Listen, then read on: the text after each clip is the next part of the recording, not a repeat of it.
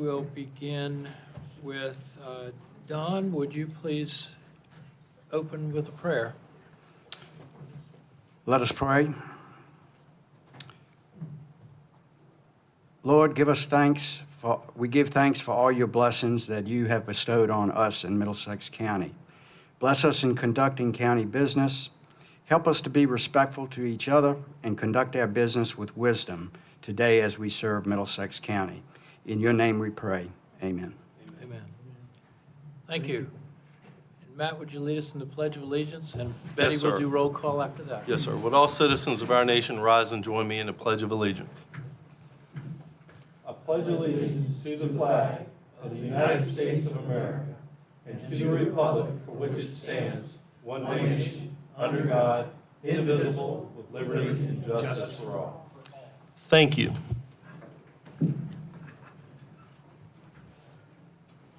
Thank you. We have roll call, please. Mr. Coontz, Here? Mr. Harris, Here, Mr. Williams is absent. He's going to be late. Okay. Mr. Jesse is absent. And Mr. Kimbrough, Here. do you have a majority? Thank you. First order of business is approval of the consent agenda. I'll entertain a motion for approval. so moved. Second. Any discussion? Roll call, please. Mr. Coontz, Aye. Mr. Harris, Aye. Mr. Kimbrough. Aye. Motion approved. Mr. That was- Chair, just for clarification, with just three of us temporarily, we're in order. Is three the number, or what are the ramifications of us just being three, or should we ask the attorney just for the public to know what's going on? I think that's, I think it's a quorum. Is it a quorum? Yes, Mr. Chairman, it is. Thank you, Mr. Coontz. It is. And if there's a tie, you still have a third person to break it. And all the mics can be on. Yes, even more importantly. Yes, thank you for that. But yes, you're good to go. You have a quorum. Okay, Thank you. thank you. I'll now open the meeting for public comment. Do we have anyone signed up for public comment? I have two public speakers registered. Up first is Deborah Bohannon of Topping. And just to go over the public comment guidelines that are on the handout from the back of the room, each speaker will please give your name and address for the record. Each speaker will be given one opportunity to speak, and all comments will be addressed to the Board of Supervisors, not the audience. Each speaker has 3 minutes. Okay. I'm Deborah Bohannon, 1190 Kate's Neck Road, Topping, Virginia, 23169. I've been having trouble with VDOT to fix some holes for me. I'm a mail carrier. They had made comments that they would fix it, but it was going to take some time because they had to have flagmen. I waited 2.5 months. I called, gave them my work order number. They told me that it had been fixed, and I says, no, ma'am, it has not been fixed. So she reported again. The same guy, which he was nice, he was awesome, nice guy, came out and he informed me that they were not going to fix it. And I said, why not? And he couldn't answer me, really. He just said because of the runoff, because it's on Regent Road down the little canyon there. I call it Keezer Canyon because the Keezers live in the bottom. And where I need it fixed, very rarely does it run off. Very rarely does it run off. But they refuse to fix it. This is on Regent Road. Yes, sir. Would you like the addresses that's in between? That'd be great. 947 Regent Road and 945 Regent Road.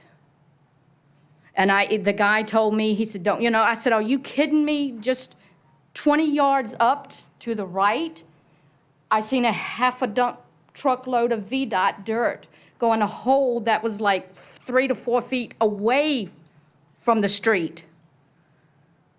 And he said, don't shoot the messenger. He said, you need to talk to my supervisor. I said, well, you tell Mr. Johnny to come up here to me. And he's not showed up. So I don't know what else to do. I was advised to come and talk to y'all lovely people, because y'all usually can get things done. I've got a picture on my phone if you would like to see it. Mr. Chair, could we get the picture through the administration and maybe a phone number for Ms. Bohannon? Reggie is your supervisor, and he's a little bit late.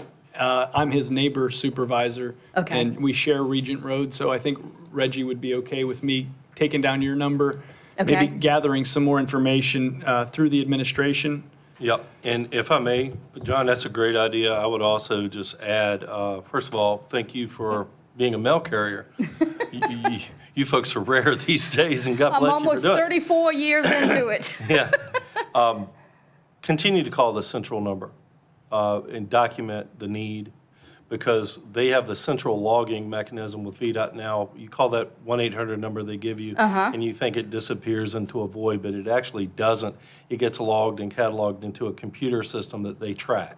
So it's like a little complaint. Well, it's more than I a hate complaint. to be a nag. Well, no, it's not nagging. It's something that cannot be ignored. Okay. Back in the old days, we'd pick up the phone and call the residency and stuff would happen, but they're really switching over to that central number.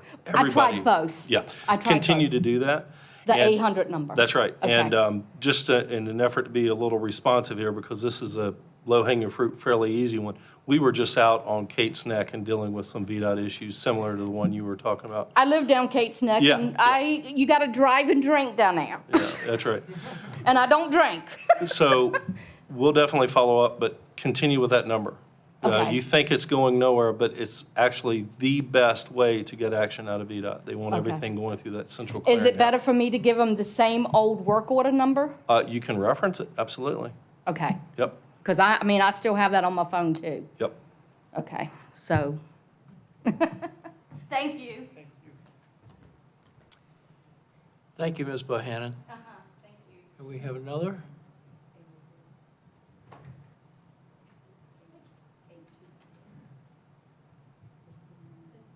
The next speaker is Russ Perkinson.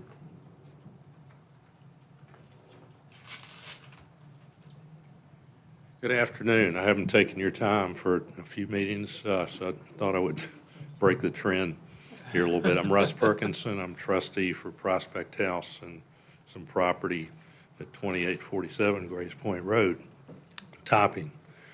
I noticed some airport committee slots are opening soon, and I'm not advocating for myself for that, but I want to make the board aware, bring back some history to you.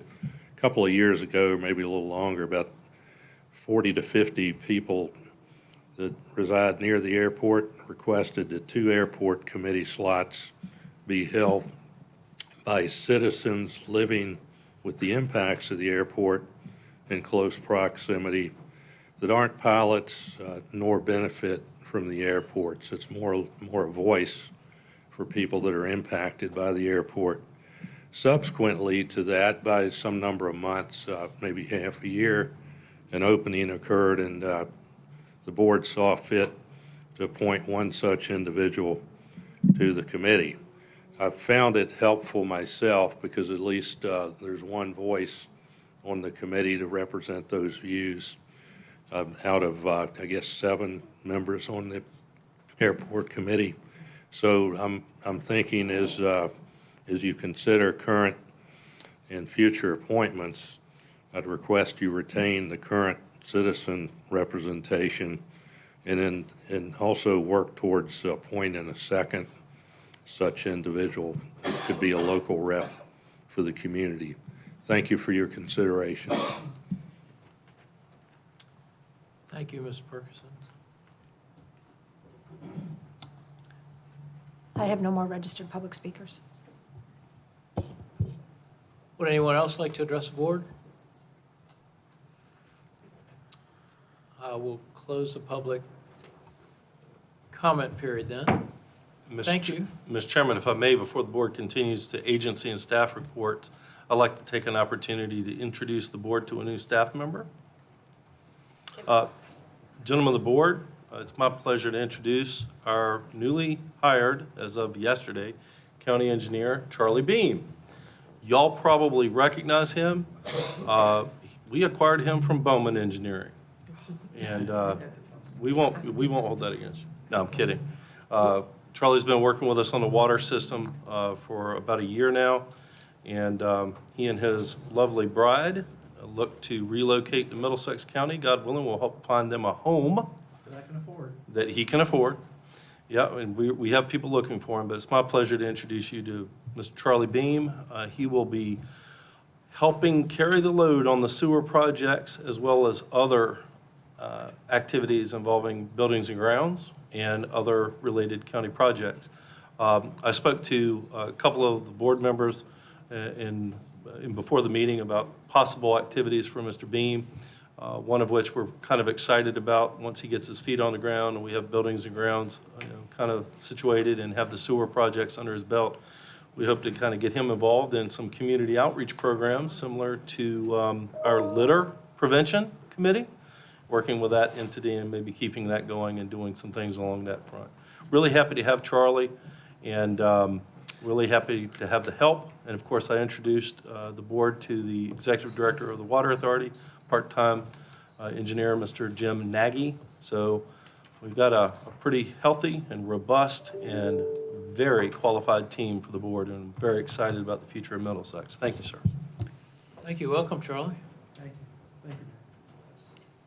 Sorry, Mr. Chairman, I also have an interruption. It's going to be that day. We have, Mr. Williams would like to participate electronically. He is traveling this way just as legally abiding by the speed limits as he can to get here. But until then, he doesn't want to miss out. And so I believe IT, Kevin is working on that. So there's a process we need to go through. So if I may interrupt, I'd like to go through that process right now with the consent of the board. Sure. Okay. All right. So Kevin, if you'll pull up Mr. Williams, please. Can he hear us? He's not connected yet. Okay. Can you go ahead and do that so we can? Okay. Kevin, do we need a recess or anything while you work on it? Anything? If you want to see his face on that computer, I'll have to connect that computer to Zoom. Yeah. Yeah, if we could. I'm so sorry. So with that, maybe Right. please have a brief 5-minute recess so that we Sure. can get him set up with the technology to make that work. Just before we recess, I'll just clarify that the litter committee that the county administrator referenced is actually called Keep Middlesex Beautiful. And you will maybe see more about Keep Middlesex Beautiful, or as we're abbreviating it, KMB. We have initiatives throughout the community to pick up trash, to do it as efficiently from a cost perspective as possible, but also to target things that the citizens themselves have said we'd like to see cleaned up or beautified. And I think the opportunities are endless there. And we've already got citizens who've joined, so I'll just take this pause that we're about to have and shill a little bit. And the citizens that are in the audience and the citizens that might be listening on video, you're more than welcome to call the administration and let them know that you have concerns about litter on our highways or in our waters, or if you see a project that you think could be spruced up with flowers or beautification. We want your ideas, we want your energy, we want your input, and we really look forward to kicking this off. And you know, Gloucester has their daffodils, maybe we'll have our sunflowers, but we certainly intend to let the world know that this is going to stay beautiful here in Middlesex. So thank you, Mr. Administrator. Well, and you're very welcome, John, and if the chair would like me to stall for another 5 minutes, I can talk for that long and go into quite a little bit of elaboration down a twisted tangential path of why I think this kind of makes sense. You see, Charlie Beam's from Texas, and Lady Bird Johnson was from Texas, and she's quoted as saying, every corner a tree, a shrub, and a bush. So we figured no better person to help us beautify the county with trees, shrubs, and bushes than a guy from Texas wearing a cowboy hat that could talk like Lady Bird Johnson. So Could you thought have, about- if one of the members are here, could they stand up so I can see who they are? Did you not say there were a couple here? No. Keep Middlesex Beautiful, he just referenced as one of the things that our new county engineer, Charlie, will be overseeing. Oh, okay. And I thought- just, knowing that we had a recess, I was giving a key, sort of a sign to the administrator that he too had an opportunity to waste time. By the way, we are in recess. This chaos is not mine. Thank you, Mr. Prince. I got volunteers.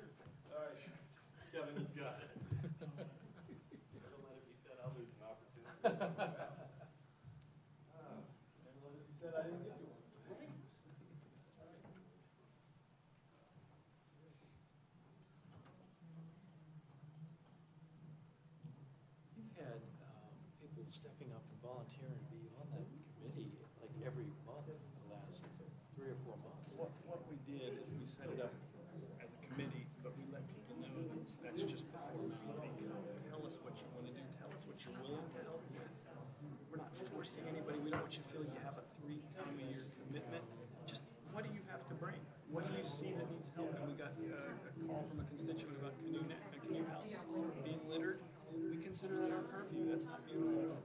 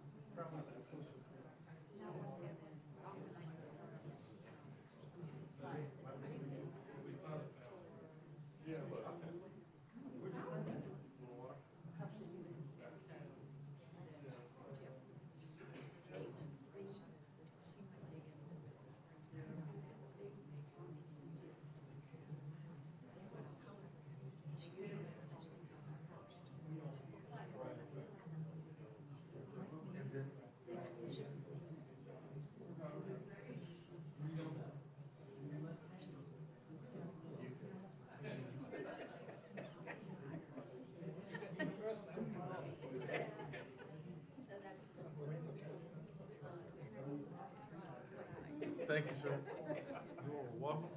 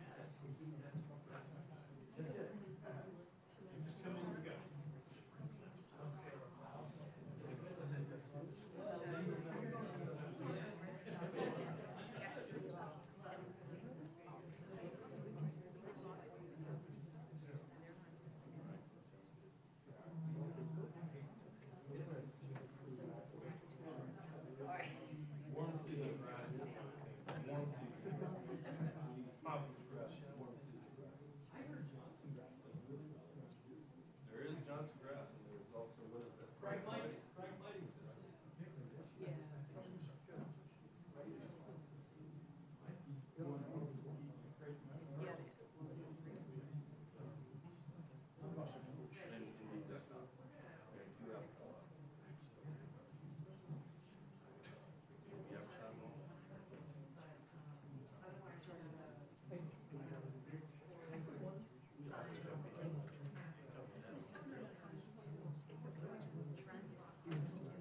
No, I'm tired of local seats. There was a couple where as a headline, also reach out. See? That's what I'm talking about. Oh.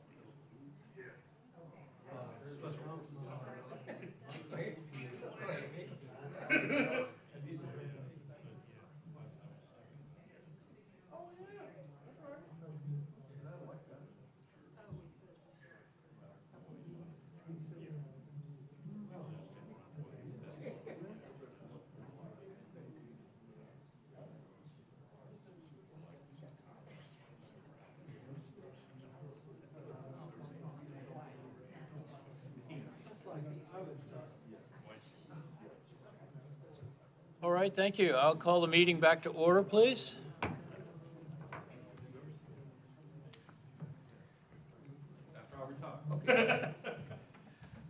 All right. Mr. Williams informed the board that he would be delayed in attending the meeting in person today, and he asked to be allowed to join the meeting electronically. Therefore, we must follow the Board of Supervisors policy and rules of procedure established for electronic participation in meetings due to a personal matter or disability. Mr. Williams, why are you asking for approval to participate in this meeting electronically? Well, I had a doctor's appointment, and I'm on my way to the meeting now. Thank you. The board must have a majority vote to approve Mr. Williams' participation by electronic means. All those in favor of allowing Mr. Williams to participate by electronic means, we need a roll call. Mr. Harris, Yes? Mr. Kuhn, Aye. and Mr. Kimbrough. Yes. Let the minutes reflect the reason for Mr. Williams' participation by electronic means and his location of attendance, which is his vehicle on his way here. Thank you. All right. We've finished public comments, and we're at the constitutional officers section. The treasurer is report only, and the commissioner of revenue is report only.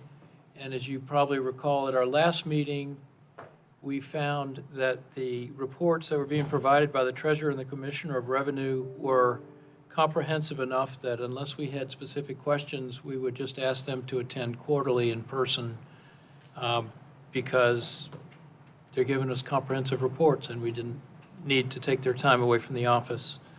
Next is agency and staff reports. VDOT is a report only, pages 42 through 43 in your packet.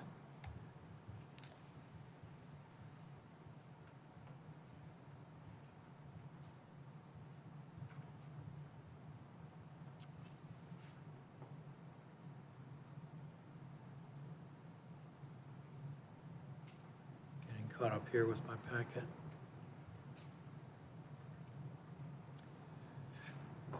Next is school matters, budget supplement requests. There are a number of those, 2023-05, 6, 7, 8, 9, and 10, correct?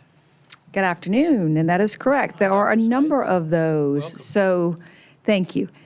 If you will let me know how you would like me to proceed, I can review all of them and you can approve all at once, or I can review individually and you approve, or I don't have to review it all. I can take questions. You just let me know there's 6 of them.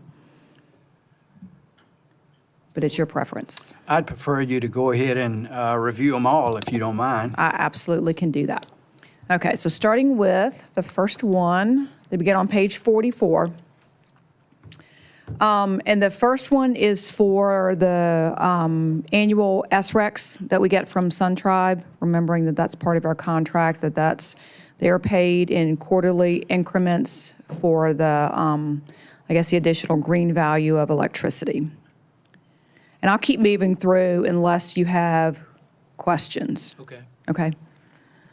All right, the next is carryover of textbooks funds. That was for what was not all the way used to finish up the previous fiscal year to carry over into 2023. I do have a question on timing. The federal government, their year ends at the end of September, right, and ours ends at the end of June. Are carryovers caused by the funding that's on one calendar and that we're on a different calendar, or is this just our own calendar carryover? So this is the one time, of course, that Mrs. Murray is not with me to answer that question. Okay. I'm going to tell you that I think it's based on what our calendar is and end of year and closing out that.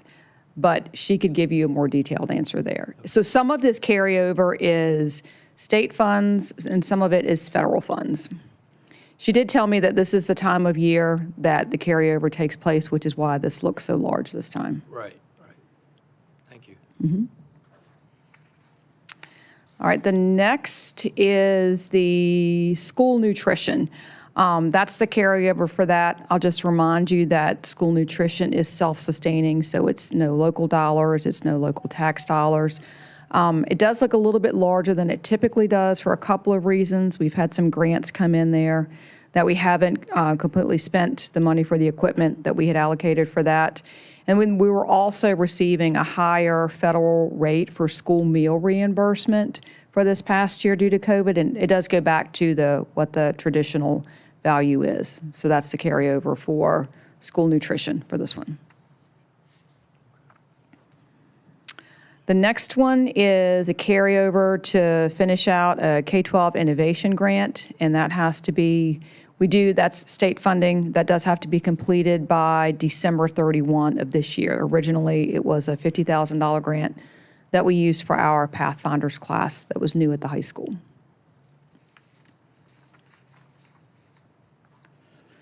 The next one contains all of our federal grants. So you'll see that it's our title grants, IDEA, which is special education, and any of the ESSERs, ESSER 2, ESSER 3, and then the USDA Equipment Assistance Grant, that was for school nutrition also.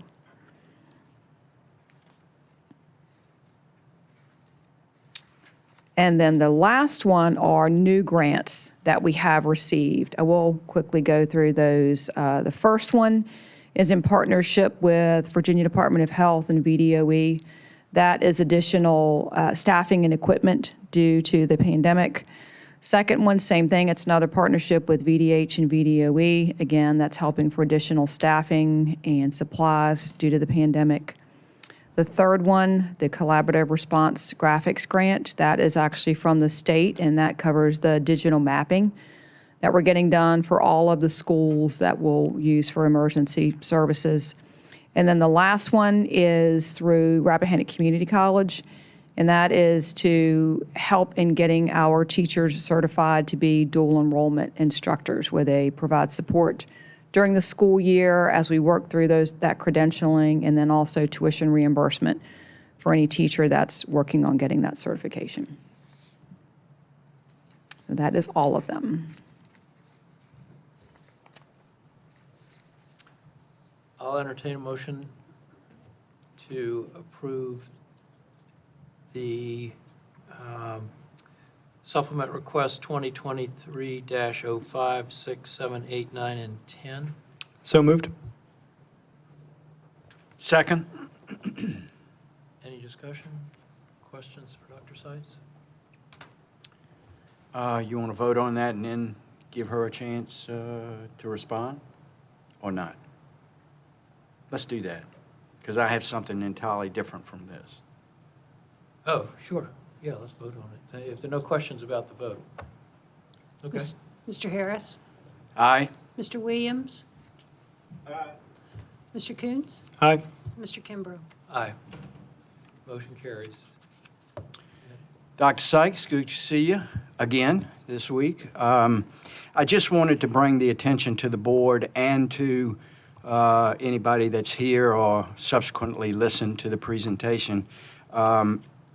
I had a great tour of Middlesex High School based on the work that y'all are doing in the possible renovations and what that's going to entail. Mm-hmm.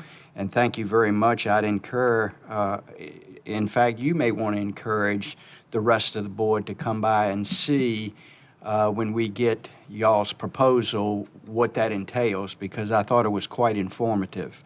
Actually, and I'd encourage anybody that wants to go and do that. My tour was with Ms. Fleet, with Ms. Sykes, with Dustin, the maintenance supervisor, I believe. Operations director, yes. Director, okay. And it was a very informative in being able to see when that project comes before us, what exactly it's entailing. You might want to also, Dr. Sykes, talk about the presentation that's going to happen on next week on Monday, I believe, the 8th. Correct. Is that correct? Would you That is like to correct. just speak to that briefly? I sure can, and I had made a note to share that. So I do invite members of the Board of Supervisors and our community who's listening at the school board meeting this coming Monday, August 8th at St. Clair Walker. We will have Mosley Architects presenting their final proposal, which will include the options that they highlighted in the last meeting and also cost projections. And so anyone who is interested in seeing and hearing that, I would encourage you to either attend in person or listen in on the YouTube channel for that. I do appreciate Mr. Harris being able to set up a time to meet. It didn't take a lot of his time. Nice thing was we didn't have kids in the building yet, so we could go through the different phases of the building, the 1940s, the 1970s, and then the 2001 portion, which I reminded Mrs. Fleet to stop calling the new part because 20 years ago is not new anymore. Education has changed since then. And so I would invite you, if you want the opportunity to go through and look at what we're looking at so you see that in real time, then reach out and we can make arrangements for that. It was very informative, and I appreciate your time for sure. And I do believe I gave you some sharp pencils and made sure your sharpeners were active, did I not? You did. Okay, I went home good. and thought about that last night also, yes. That's correct.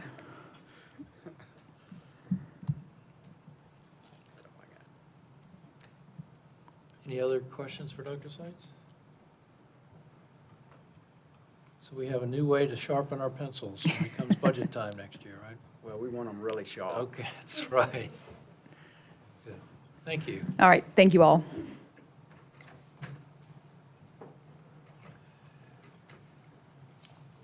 I don't see Rebecca here. Next is Social Services Update, pages 54 through 55 in the packet. And next item on the agenda is the airport project update. Mark Flynn. And good afternoon. So things, if you've been to the airport, or if you take a look at this picture, things are really moving along. Oscar is doing a lot of work. And in fact, it's likely that next Monday, they'll close the airport. Talked with Oscar. I went by and talked with Oscar this early afternoon. He says that notices were sent to everybody, all the based aircraft. It'll probably be closed for about a month, 3 weeks to a month is what he estimates. And the last obstacle to doing that work was, especially up on the top side, was cutting the trees over to the right a little bit. Not those trees that you see there, but there was a line of trees, basically, Matt, where you're running the cursor. And those were on Mr. Putt's property. And Chris Putt, the owner, had given Oscar permission to go on there and cut it.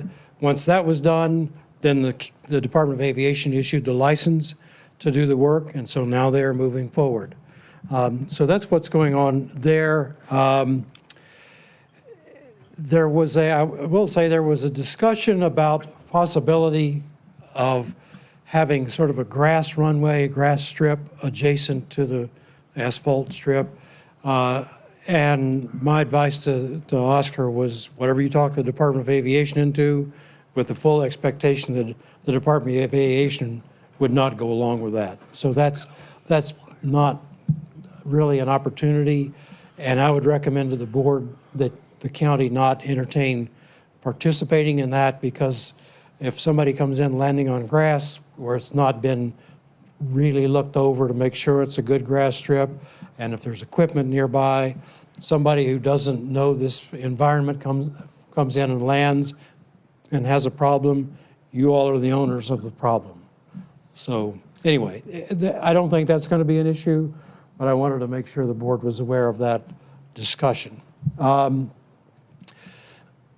Oscar has a responsibility for getting the easements and deeds on the properties that are no real issue.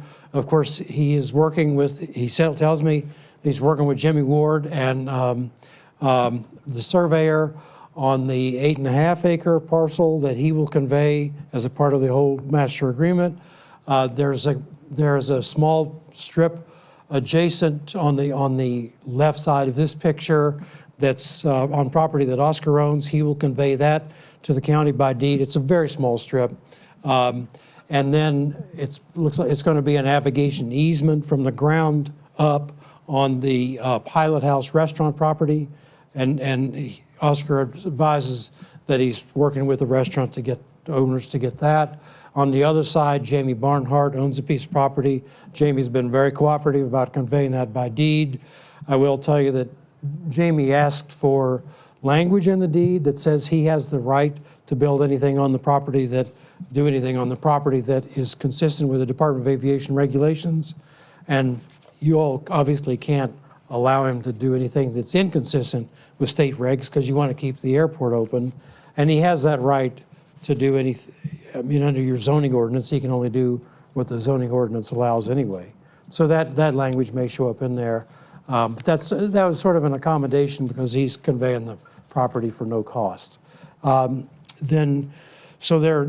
then, beyond those things, what really stands out then are the navigation easements on Mr. Roberts' property where the cursor is there, and on Ms. Putt's property.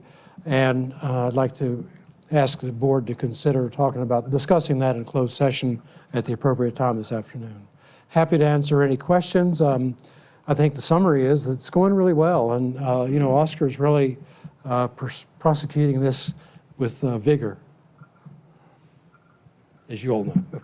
I toured the project with Betty Muncie Monday afternoon, and actually had Oscar hop in the truck and go on a little ride with us, and he took us on a tour of what he had done so far. And I will say I was very impressed with the level of progress, and he's funny. Everyone knows Oscar. He said, "Get on that new runway and drive 100 miles an hour." And I'm like, "No, I'm not going to drive 100 miles an hour." But it was packed really well, and I was very, very pleased and very impressed with the progress. I will just point out one thing. You'll notice that there is a slight taper to the runway. That's as close as Oscar can work to the existing runway without closing it.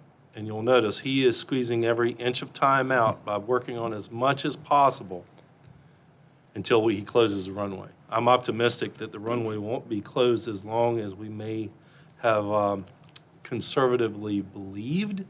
I think Oscar's going to do his best to get that work done and get the runway reopened as soon as possible. And so far, so good. The only thing I didn't hear is when's the runway going to open? When will it open? When will the new runway open? I'm sorry, I don't know his full construction schedule. But, I mean, I'm sorry, as soon as possible. The idea was that it'd be closed no more than a month.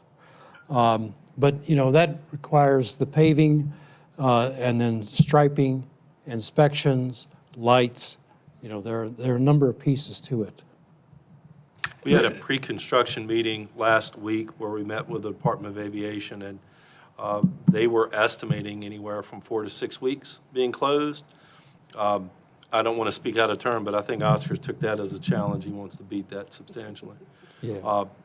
But I'll tell you offline what he actually said. But along that line, we discussed with John Hart and the other aviation folks who came out with us, the project in general, and we determined that we were actually planning on replacing all the wiring and reinstalling the lights that had been, I think, put in the early 2Ks, late 90s.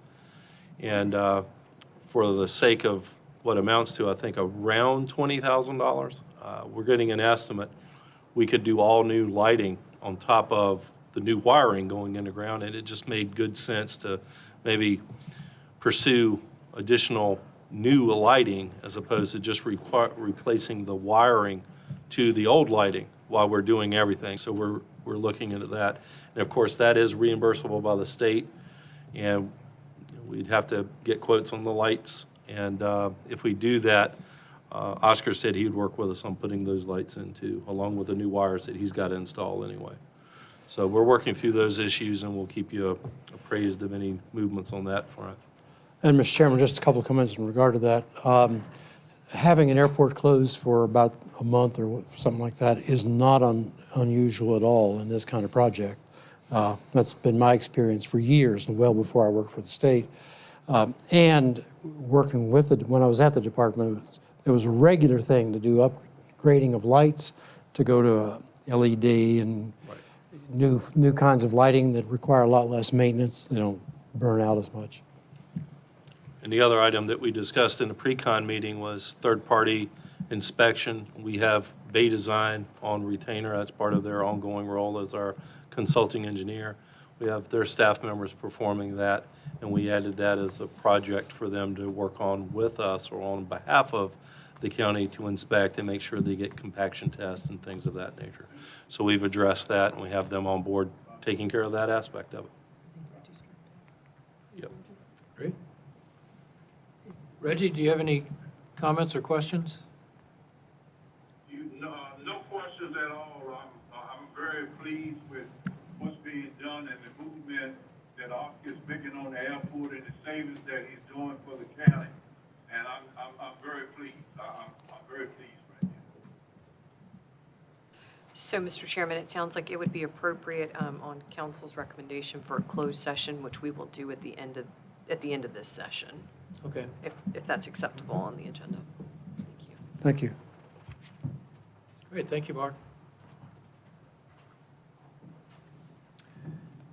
Next up is Jeremiah for a sewer project update from HRSD. Welcome back, Jeremiah. Thank you for having me. Chairman, Board, thank you again for allowing me to speak and give you an update on the various sewer projects that we have in Middlesex. The hot one right now is our Cook's Corner service area, Phase 1, which is the pump station and gravity sewer system that was just approved last month. We're moving forward with that project in the construction phase. We're anticipating the construction to be approximately 12 months, so completion of September of '23. There's going to be some disruptions to the public with this project along General Puller Highway, Urbana Road to the school. Minimum, but there is going to be some disruption to the public during the construction of this. We will be notifying the public 30 days before construction begins. We're anticipating construction to start into September. Award notice proceeds about 3 weeks from now, and we have a pre-construction meeting that we're planning on scheduling in about 2 weeks. Moving on to the next project that we have is our transmission force mains, Saluda Pump Station, Hartfield Pump Station, and then the transmission force main. They're all going on schedule. We are still in the process of acquiring easements, and we're working through an environmental assessment. We're working with the county for a location for the environmental assessment. We've identified a location, and we're planning on scheduling it at the end of September 23, where we'll be presenting the environmental assessment that we've conducted with DEQ's assistance. And then we have our two projects, that's MP 014410 and MP 014510. Those two projects I marked as closed out on the sheet, but those projects are really being divided up into two separate projects. One will be managed by HRSD staff and engineer, and then potentially split with Timmons and HRSD. Those discussions have not been finalized, but we're looking to finalize the discussion of delineating the responsibilities over the next week. And then we also have our active force main going from Hartfield to Deltaville, tying into the Timmons force main project. That project currently is an active project, and we're working through the PER at this point. And then I've attached some photos or maps of the various projects, so you have a better idea where the projects are located.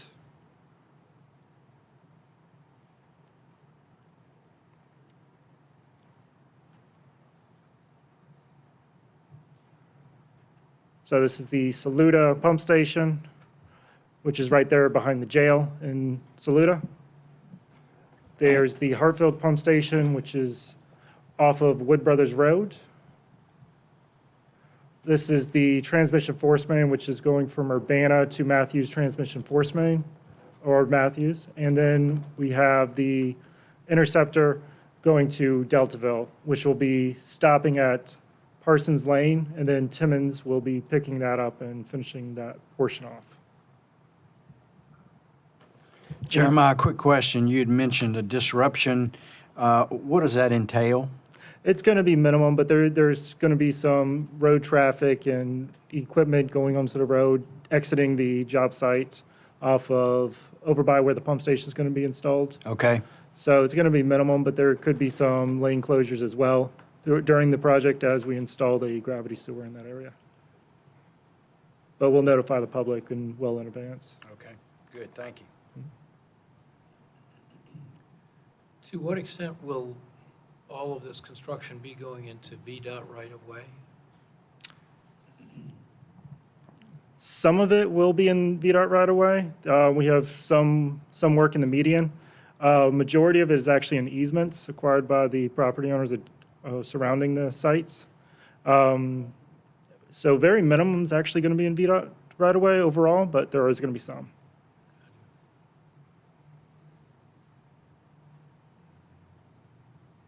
Good, well, we're full speed ahead. All right. Great, thank you. Thank you for your time.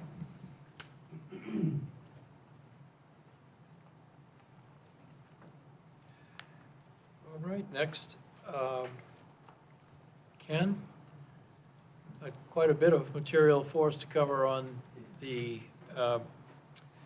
Timmons sewer updates.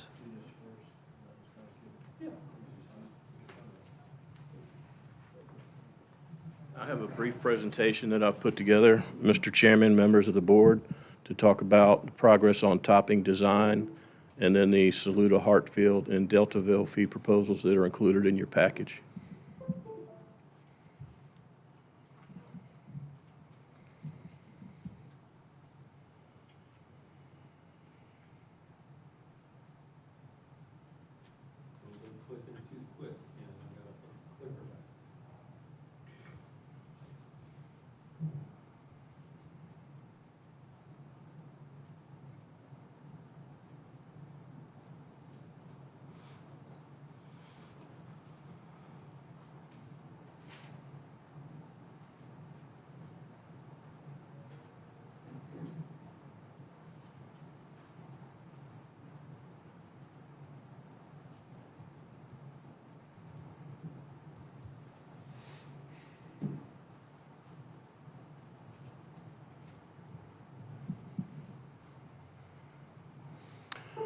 As discussed, this is a update of the wastewater collection system improvements proposed for Middlesex County from Deltaville up to Saluda. Next. So the first thing I'm going to discuss is an update on the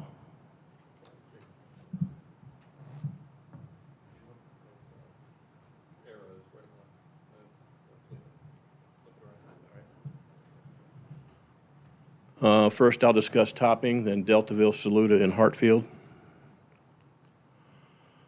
Update for the topping collection system and pump station. As discussed previously, we're working on a design for a short run of gravity sewer from the Grays Point campground down to the pump station site located north of the airport property. Recently, after I made a preliminary submittal to the county and HRSD, we realized that the new water main was installed closer to the force main than anticipated, and it would have required additional easements to be procured along the entire length of that to give HRSD the room to operate and maintain this in the future. So we've decided to go to the other side of Grays Point Road.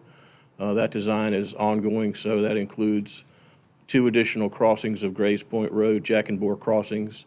They will be under the pavement and at the pump station site, and then up by the connection point to the HRSD portion of the facility, approximately 2 miles away from the pump station. The design of the force main is approximately 80% complete. The pump station design will be included with the bid package for the pipeline advertisement. Once we submit the final plans in September, the county and HRSD will have an opportunity to review and comment on the plans. The project will be advertised by the end of the calendar year. We've submitted and had approved the application to DEQ for funding of this project. And once we get the bids in, or before then, the county will proceed with finalizing the terms of the loan with DEQ. The Deltaville system, this is an exhibit you've seen several times. The theory behind deployment of the sewer system in Deltaville was to follow the alignment of the water system deployment in certain portions of Deltaville. HRSD's policy is to only allow sewer customers to connect to the sewer system that have a water meter that is served by the county water system. The terminal pump station in Deltaville is proposed to be located behind Deltaville Market in close proximity to where the storage tank and pump station for the Deltaville water system will be constructed. This is a schematic of the layout of the pump station building, the influent manhole, the valve vault, and the bypass connection in the force main that's leading to the connection of the HRSD force main at Parsons Lane. And Ken, if I can interject just real quick for the board's review, you'll notice that the lift station is being built in the, I guess, the southwest corner of the property. We are going to work with Timmons and HRSD to shift the bulk of this portion a little closer to the southeast corner of the property, one to about a little closer to the existing construction, but also to allow a little bit of an area here for planting of a buffer of white pines or red tips or something that's going to thicken up a woody buffer between what amounts to the lift station and the homes along Providence Road. You notice we have several residential uses along Providence Road. Having that little wooded buffer along that western boundary, I think would pay dividends. So we want to try to relocate a little bit of that development closer to the south or the east portion of that property as opposed to the western portion. That would afford us the ability to plant a wooded buffer in there. Just wanted to bring that to your attention. We had a brief discussion on that in my office prior to the meeting. Going back to topping, we got a copy of the environmental assessment that Bowman did for the water system deployment. That included Urbana, Saluda, Hartfield, Topping, and Deltaville. And in a prior discussion with Mike Crocker with DEQ, we were discussing how we would handle addressing the need for an environmental assessment. And Mike Crocker suggested that we submit the environmental assessment that was done for the water system, since we're essentially following the same corridor and alignment, and we'll save some money on the design budgets for these projects by riding the coattails of the environmental assessment that's already been approved by DEQ for the water system. So that's something that, you know, if you're wondering how we're going to handle the categorical exclusion or the environmental assessment for these sewer systems, that's what Mike Crocker suggested, and I'm going to be submitting that in the near future to DEQ for review. Continuing on with Delta before, we were originally looking at deploying the Deltaville sewer system in a multi-phased approach.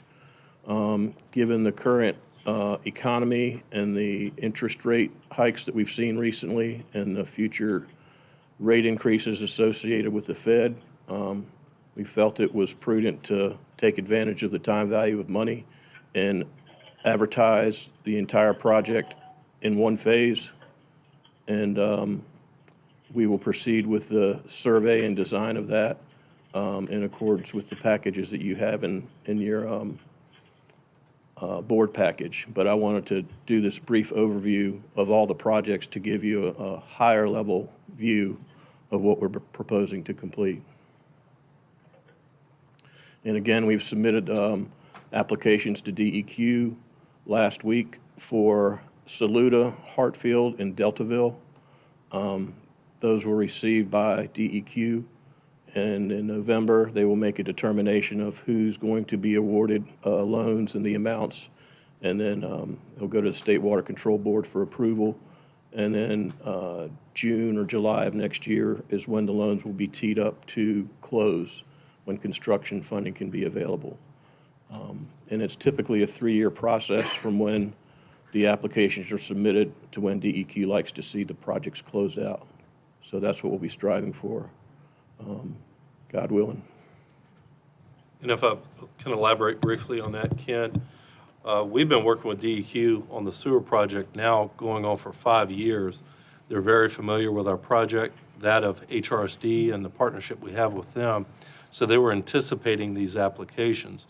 The way these applications work, we'll go ahead and apply for Deltaville, Saluda, and Hartfield, and then once the projects are out for bid, we can increase or decrease the amounts commensurate and/or delay taking the loans for a rebid type of opportunity.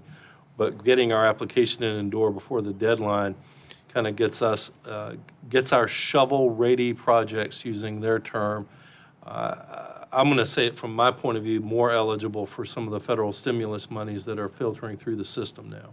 So by us applying this year, we told them we had $30 million worth of sewer projects total, and we're demonstrating that through actual applications, that they can then say, okay, there's clearly a need in Middlesex. They don't know the final cost because we haven't bid these projects, but we kind of get our place in line for the federal monies, if that makes sense. And once we get the final bids in, there's a number of occasions where the board could put the pause button on or delay the project or maybe even stop a project if they cared to, in different levels down the road. One of which is after we get final design, final estimated cost. The next would be when bids come in and we get actual bid costs and award a project. And at those key steps, the board can say, okay, well, maybe we want to hold off, maybe we want to do something different. So this isn't the last touch on this that y'all have. But getting the application submitted last week was the first preliminary prerequisite step in order to keep us in line for federal funding, which passes through the Clean Water Revolving Loan Fund. Just wanted to add that. And since I've submitted the fee proposals that are attached in your board packet, I've been talking with Ms. Lewis about some questions she had. She was asking about startup and testing not being included in the cost, and construction material testing and inspection, and that will be negotiated when the projects are bid. And I'll elaborate a little bit on that. That comes from a little bit of experience too. It may be in the county's interest to go with a third-party project inspector. So that would be something we kind of shake out after we get bids in, and before, preferably before we go to a pre-con type of meeting. It may be that we choose Timmons to exercise those endeavors on our behalf. It could choose we go with a third party, but it's yet to be determined, and we have a opportunity to do that once we bid the projects. So at that point, there will be more than one option to Right. Consider. We talked about DEQ. For Deltaville, this is the budget for... Hold on, Ken. And I got to get accustomed to saying this. We have Charlie. So splitting that baby the right way, splitting that the right way is probably part of this mix too. So Charlie having a more active hand in this project, in a few months, maybe even next month, you're liable to see Charlie up there at the podium giving some of this update with our partners Hrst and Timmons, because it's definitely not a one-man band anymore. So I'm glad you brought that up, because I was thinking the same thing, but we want Charlie to be warm and fuzzy before we throw that on top of his back. But Yeah. I was thinking the same thing. Very good. Absolutely. Yep. Yeah, so we'll be flexible. We want to give the county the best option for moving forward in the future. So the budget for construction we have up there, which is the same budget you've seen, and the fee proposal that we submitted was a little bit south of $1.2 million, and that's included in your package. And again, the DEQ application was submitted last Friday to meet the deadline. Saluda, this is the layout for the proposed Saluda low-pressure station. The gravity that HRSD is going to install will end just at the corner outside the courthouse here, and from the corner of Gloucester Road and General Polar Highway, it will extend up towards the food line along General Polar Highway and then up towards the Hardee's on Gloucester Road. It will provide service to the residents and businesses along that corridor. Low pressure. Low pressure.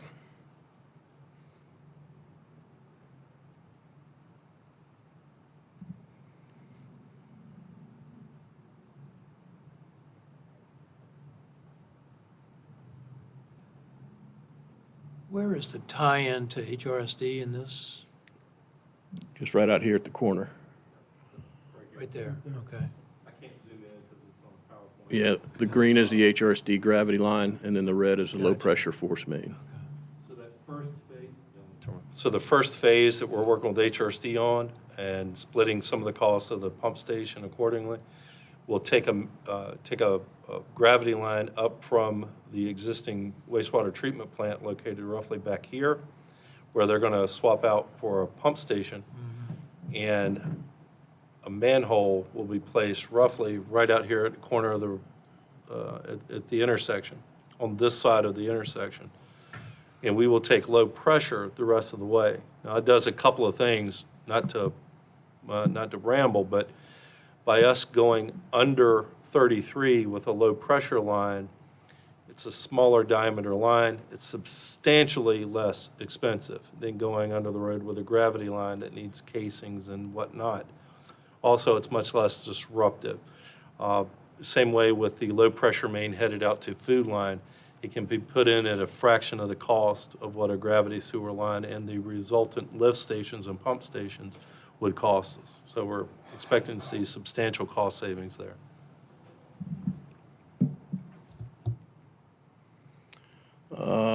The opinion of cost is about 1.7 for construction of this low-pressure system in Saluda, and our proposal for engineering services is around $284,000, which is included in your board packet.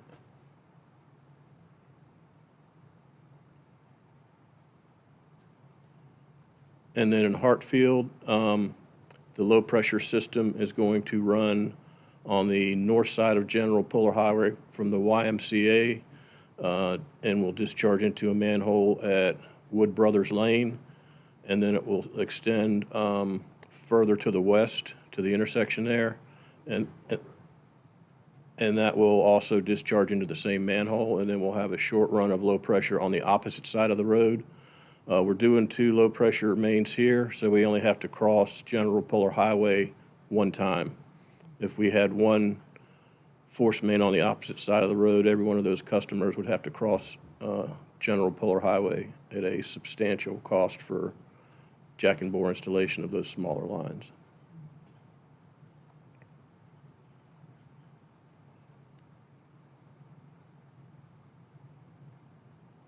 Do these lines have to be 10 feet away from the water lines? Yes. Unless they're installed in accordance with AWWA-approved material and pressure tested to 150 PSI, but I'll work that out with the health department.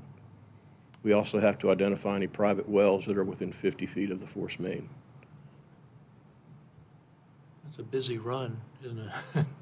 That's an understatement. One of the things that really worried me in our coordination calls, which led us to this point now, is when we were running the water line through Hartfield, the amount of utilities that are already in place there now is substantial. And when you start thinking about laying back for 17-foot deep gravity sewers, I just cannot imagine a scenario where that would even be feasible. Having a low-pressure main with a smaller diameter, I think we're looking at 4-inch diameter mains, Ken? 4 or 3? 4 maximum, yeah. Yeah.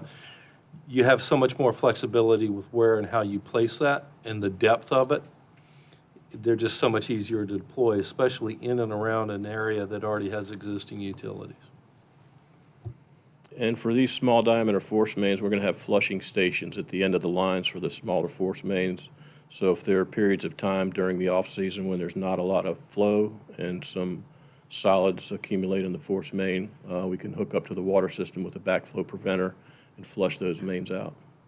That's something that is commonly done with some of these smaller diameter mains. And I just was working with a client last month who had a similar situation with a small force main that was connected to a larger one that was kind of clogging it up. So we worked through some problems and installed some check valves and other things to help mitigate that situation.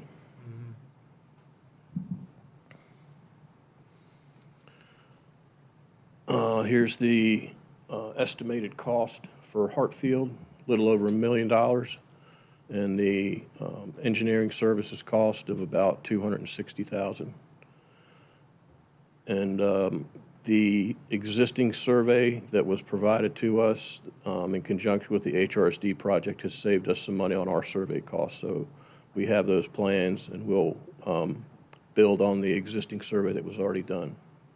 So when you look through the proposal that we've submitted for the various designs, you'll notice a difference in the per linear foot cost for surveying. I think Saluda is the highest because we don't have any base mapping or anything for that. We have to do all our research, topo, LIDAR, and research from scratch. With Hartfield and Deltaville, we already have the Arcane-K and Bowman surveys that we'll be able to build on and verify.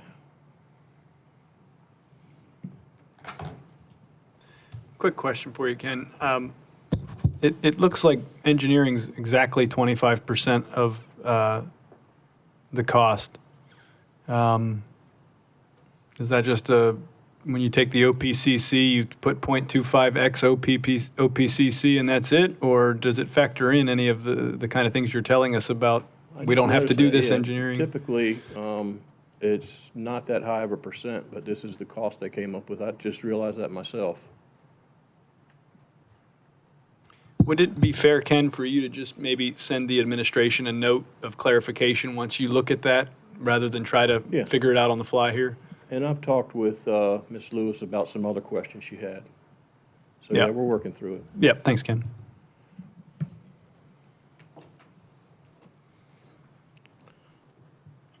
And that was very timely, Mr. Coots. I'll now open it up to any questions.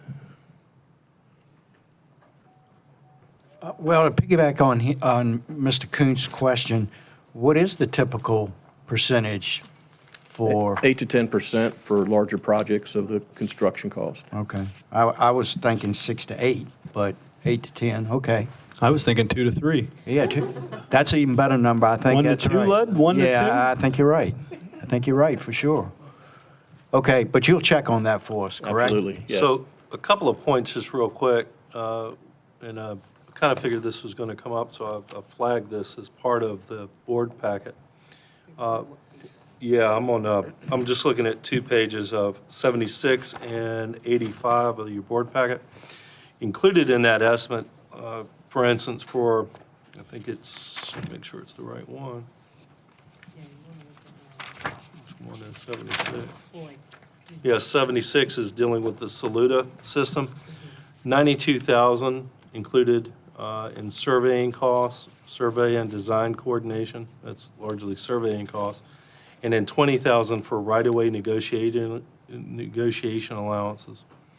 So those aspects are included in the fee. And then on the Hartfield one, you have $45,000 worth of survey and design coordination cost and 30,000 of right-of-way negotiation allowances. Of course, we know from our experience of arguing and negotiating for easements, those costs could swing wildly, but that's included in your engineer's estimate here, just for what it's worth. Can you also mention the interest rates and the current climate? I throw in labor shortage, material shortage, post-pandemic monkeypox. Gosh, I don't know what not to throw in anymore. But you said, I think the decision was to go out to bid for Deltaville for all three parts, given that information. The decision wasn't made to go forward with all three, but to have all three bid so that if there was an opportunity, we could jump at it to do all three at once, but we may still make the decision to do one at a time. Is that? Absolutely. Okay, because my interpretation, one man's interpretation for what it's worth, of our interest rates and our cost of money, this thing could flip from where we're saying, let's hurry up and do everything, to what can we afford? And it may already have. So I just want to make sure that as we're going out and moving forward, I mean, this is a snowball we've been pushing for a long time, and it's almost at the top of the hill, and I understand that, and I'm proud of that.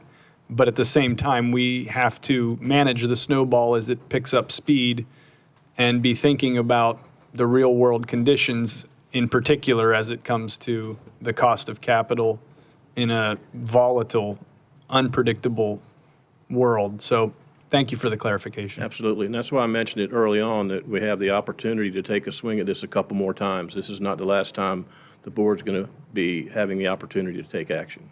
So, yeah, that's very keen of you to make that observation in more detail. To that, you brought up the capital cost.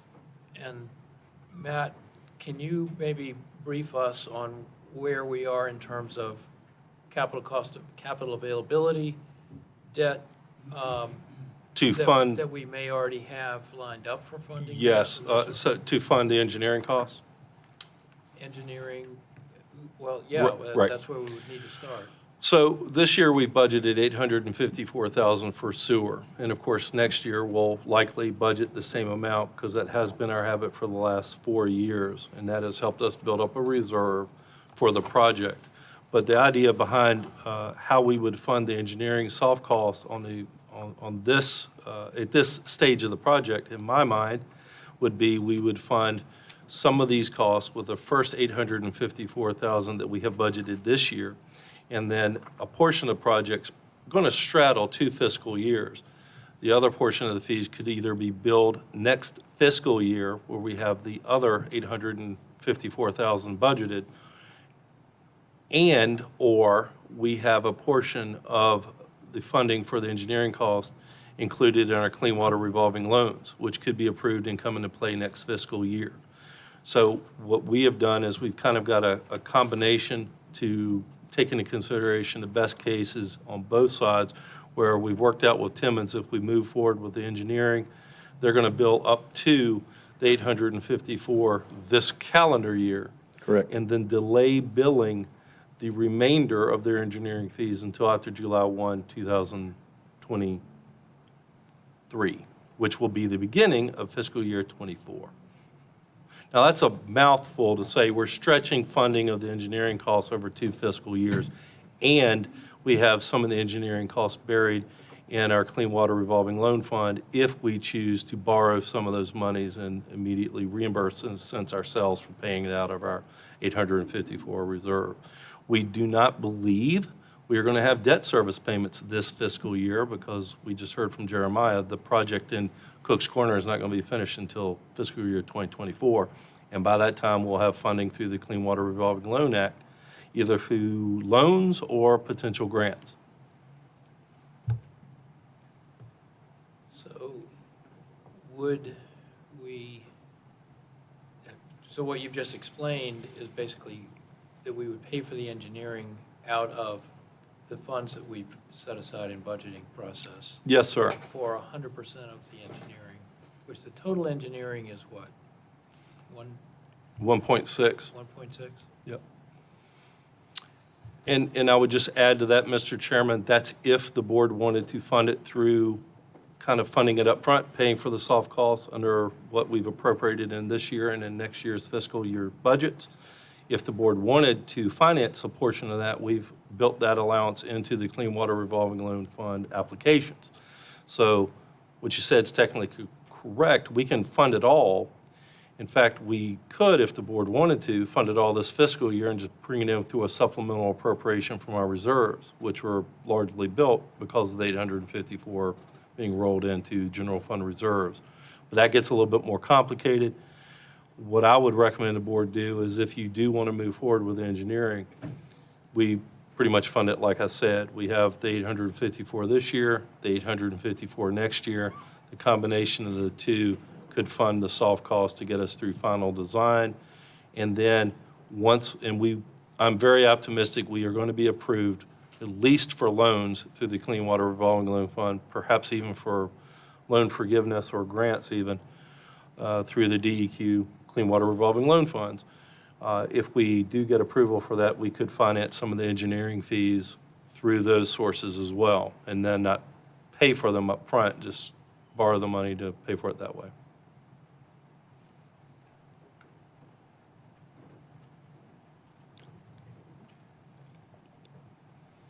And do we have any estimate of what we will be due to pay HRSD for our portion of those projects and when? We do, and we have incorporated that into the Clean Water Revolving Loan Fund. Unless there's some soft costs that we have to reimburse them for that we're not aware of at this time. So what's the total, have we approached DEQ for the total loan amount that we're applying for that would incorporate all construction, including the HRSD portion? And is that $20 million or what? Well, the short answer is yes. We included the portion of our funding for our projects. I call them our projects, but it's still part of the partnership. Deltaville, Saluda, and Hartfield, we have applied for funding for those. And we are in a process of actually closing through the VRA funding for the Cook's Corner project, if that's what you're referring to. We've already been approved for Cook's Corner and topping. We're in the process of closing the loan for Cook's Corner, and we've got to bid out topping, and then we can move to closing that loan. Right, I'm just trying to understand what's the total aggregate debt that we're anticipating likely taking on for this project at this time. I understand. So I would probably want to update our spreadsheet that we had 2 months ago in the work session. I'm confident that we're within our tolerances, for lack of a better term. The project costs that Ken's proposing, I think, are less than what we had estimated on that spreadsheet. And I can have that for you next meeting. So the debt service is already built into our current budget Well, set aside? the 854, yes, sir. And we will not be incurring debt service on the Cook's Corner project until next fiscal year. And probably for topping the following fiscal year. And that's if we can get it constructed between now and, say, December of next year. Mr. Chairman, can we let the record reflect, please, that Mr. Williams has joined us in person? Welcome. Thank you. Welcome. I would say he looks good, too. I'm embarrassed to ask this. Do we have a pro forma for this whole thing where we can actually look at these answers and not be relying on a monthly presentation or the county administrator's memory? I mean, I know you just said spreadsheet that we talked about. That doesn't come up on my computer or in my mind. Okay. What I'd like, I think we have the information, but my experience as a project manager managing $30 million, $40, $50, $60 million jobs, especially when they have multiple phases, multiple similarities, but unique differences that change the financing and then the different terms. It'd be nice to have a financial roadmap that just sort of says, here's what we've stepped through. You just stepped through how far along we are with Cook's Corner and topping, and then we're going to go out to bid for the next round of loans for this one. This one's not quite at that phase, but it'd be nice to see where all the tranches of theoretical money are moving, when they're moving, what stage they're in, and have it all in one Excel spreadsheet. Yep. That we can just sort of say, hey, you know what, that's updated since last time. I see the change. So, here comes Ken, he's talking to us, and rather than starting, and I'm admitting this is my own fault. This whole thing started with a question. If there's a pro forma and I missed it, that's on me. That's okay. I will update our spreadsheet from the work session we Yep. had a few months ago and have that for you next meeting. Perfect. I think for me, that would really help to just get that snapshot look of, okay, here's where we are, here's what we've already stepped through, here's what we've learned, here's what we have to step through, here are the major steps, and then when Ken is telling us things, it's sort of, okay, that fits in, and there's not a huge decision coming, but there's the next small decision, and I can see where things might be a little bit concerning 3 months, 6 months from now. I think having that would be very helpful. So thank you, Mr. Administrator. Not a problem. Thank you. I just got a couple questions. One of them is that how do the engineers charge? How do you come up with a fee? We got proposals from our surveyors, and as I discussed before you got here, the surveying costs for Deltaville, Saluda, and Hartfield are not the same per linear foot. In Deltaville and Hartfield, as well as Topping, we had surveys that were previously done by Bowman and RK&K that we were able to reuse, so that decreased our surveying cost. And then we look at man-hour projections and the number of sheets and look at the cost per sheets for Deltaville. I think I'm projecting a little over 90 plan and profile sheets, and then the project manual and the pump station plans as well, and the details for that. We have allowances for right-of-way acquisition, geotechnical engineering, electrical and mechanical services for the pump station. So we have that all broken out in the price proposals. And this is the one that I put together for Deltaville. So the engineering services are the design for the force main and the pump station. The survey cost is what I got from our surveyor, and includes some additional coordination for engineering as well. An allowance for subsurface utility investigation. So when we go into Deltaville and we complete our survey, our surface survey and our LiDAR, if there's a need to do additional subsurface utility investigation to locate utilities, there's an allowance for that. The stormwater pollution prevention plan we'll put together, submit that to DEQ. There's an allowance for plats as well. And then right-of-way negotiations, I have an allowance for that. As the county has moved through with the water system development, there have been a lot of easements. Some folks have been willing to donate the easement to the county, and others were not so. That's so gracious. Yeah. So it was hard for me to tie down an exact cost. That's why I put an allowance in there. Project manual and meetings, the specifications, and meetings like this, and coordination meetings and periodic design meetings. Then our electrical design, architectural services, direct expenses, and then looks like I have electrical design in there twice. So yeah, we need to. One could be for the lift station, the other could be for the unit. Ken, I can understand how electrical design could be in there twice. What I'm still a little confused on is it talks about fixed fee and you talk about allowance. It writes allowance.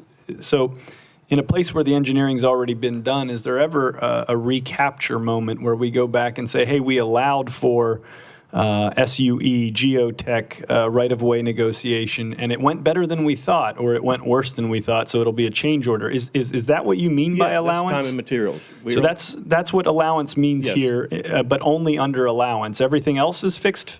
The engineering services, the survey is fixed fee. SWIP? The SWIP is fixed. The plats is an allowance. Right-of-way negotiations an allowance. Project manual is fixed. The electrical and architectural and direct expenses are fixed.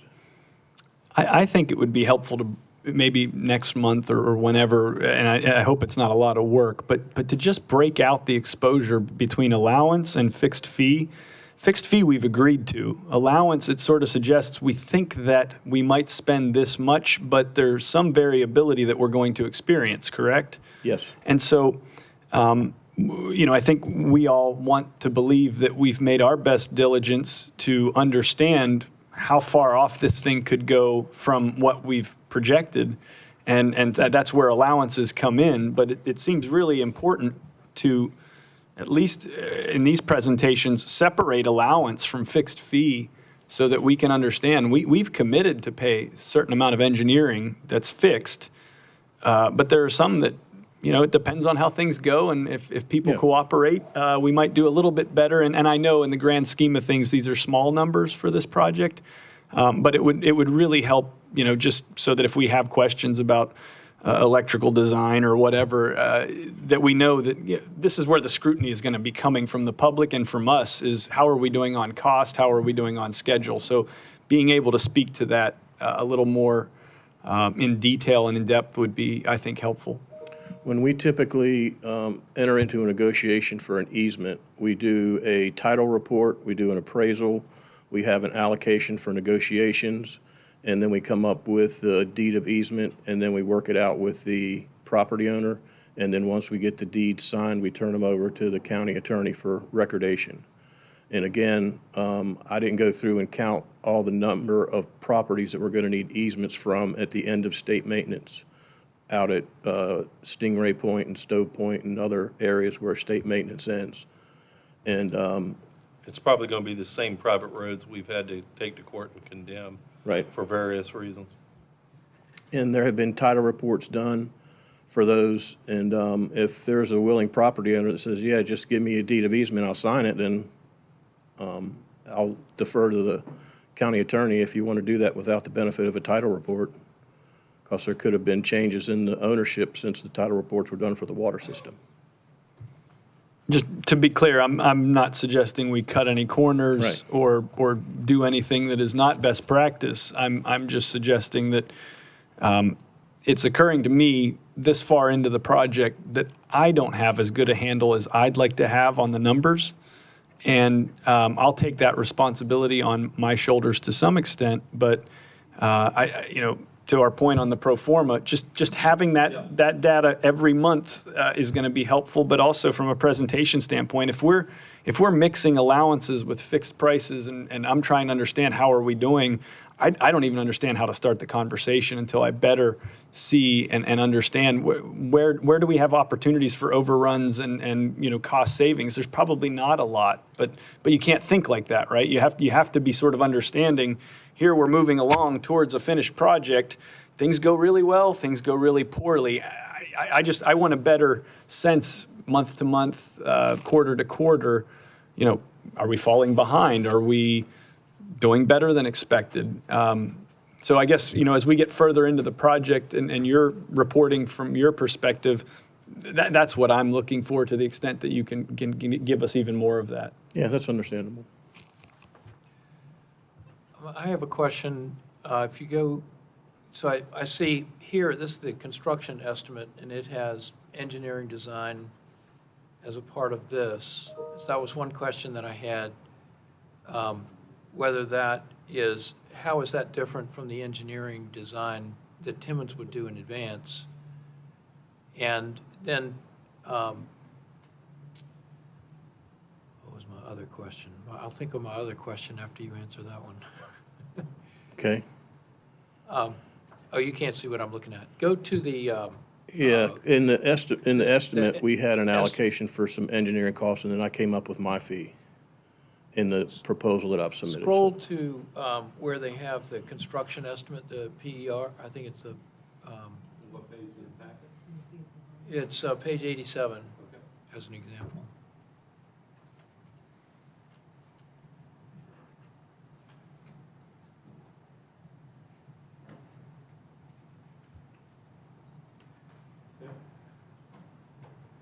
Under the total probable cost, there's engineering design and construction administration. And so my first question was, how is this engineering design different from the work that Timmons would do before construction? numbers are based on a percentage of the subtotal for the construction cost that we came up. And AACE, which is a standard for construction cost estimating, has allowances for different percentages for permitting, surveying, wetland delineation, engineering design, and construction admin. So when I do an estimate and I come up with a subtotal, I apply those percentages and then apply a range at this point in the stage of plus 30% or minus 20%. And that's why you can see on the bottom, it's a class 3 estimate with a plus range and a minus range for the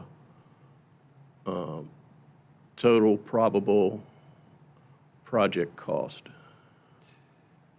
Right, so my question is, if I'm trying to build the spreadsheet John's been talking about, where I have engineering costs from Timmons to go and get construction bids, and then we get construction bids, and let's say that this is the way that it's bid, would there be an engineering design?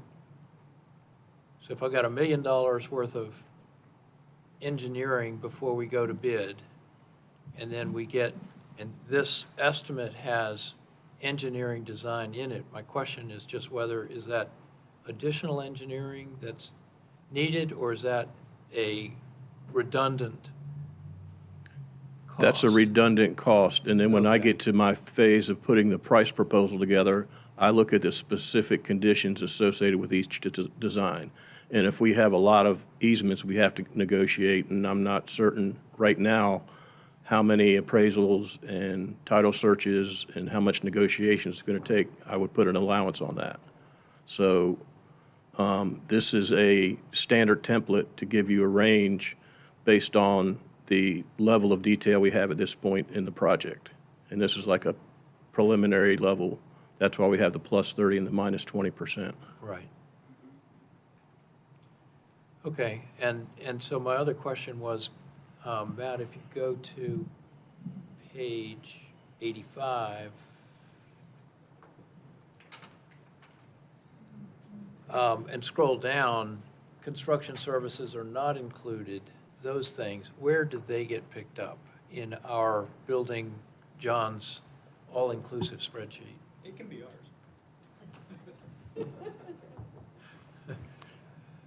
And that was a question that Ms. Lewis had. What about construction phase services and startup and testing, which were not included in my fee proposal? And I addressed the board earlier, and that when we get the bids, I would put together costs for that. But some of those costs are going to be pushed, just to further clarify if we can, Ken, we had talked about some of that stuff will be on the contractor too, depending on specific parts of it. And the pump station's going to be operated by Hrst, right? Yeah. So from my perspective, I wanted to make sure those are going to be in the bid documents and that we address those things, because there are issues that are going to come Yeah. up. As far as the spreadsheet, I'm going to toss that ball now to Matt. Yep. And the construction inspections, like I mentioned, that's something that when we bid the project out, we may determine that we want to do through a third party that we've contracted with prior on the water system. Or we may push those services through Timmons too. So that decision's yet to be determined.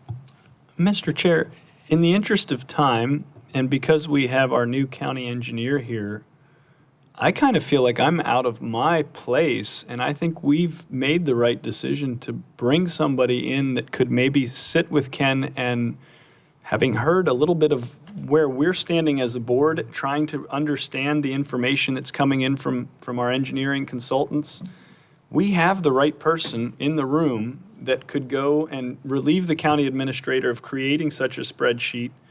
And I think I would be grateful if the county administrator was not creating such a spreadsheet. No offense meant. Oh, none taken.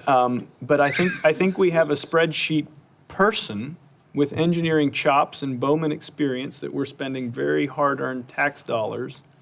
I'll stop. Have I found the solution for us to sort of create a presentation that bridges the private market via our new engineer to us with our funding? Like, I think we've hired the person. Let's get them in there and tell them what we want presented to us in a way that we're not feeling like we have to call BS on every single line item. I think there's He's room. probably heard us.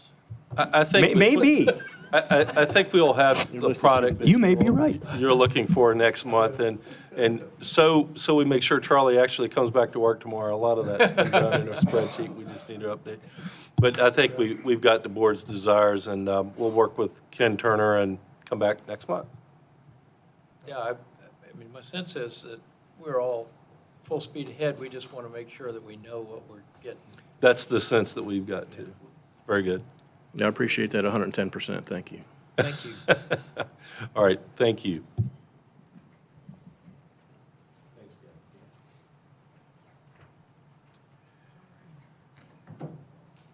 Okay.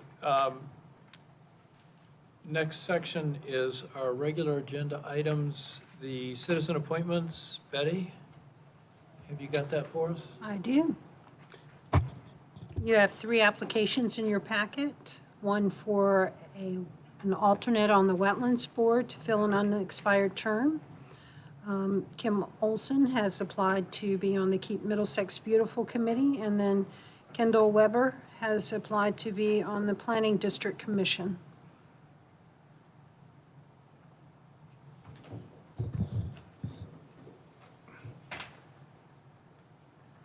Scott Schaefer, who has applied to be the Wetlands Board alternate, I know had expressed interest in some other committees too, but he's willing to take this one in the meantime. Thank you.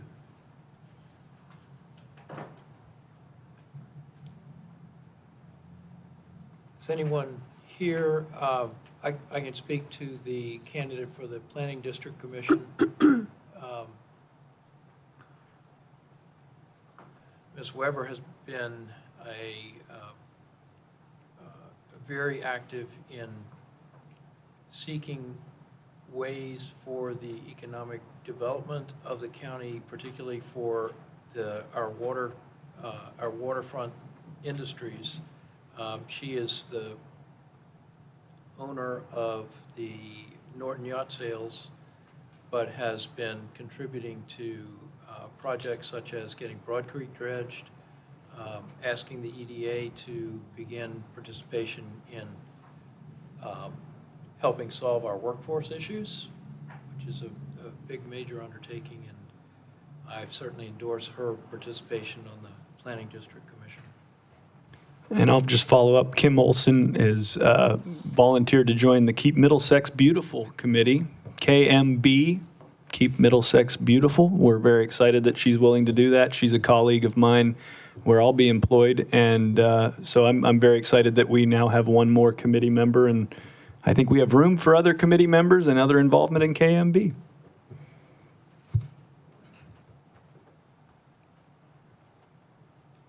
And I would make a motion that we approve all of the appointments. Second. Motion by Mr. Kuntz, second by Mr. Harris. Any further discussion? The only discussion I have is I see the airport committee has 2 people on unlimited 4-year term, and is that an expiration date on 8/31 Yes, for both of those? yes. Okay, And we have not received any applications yet. okay.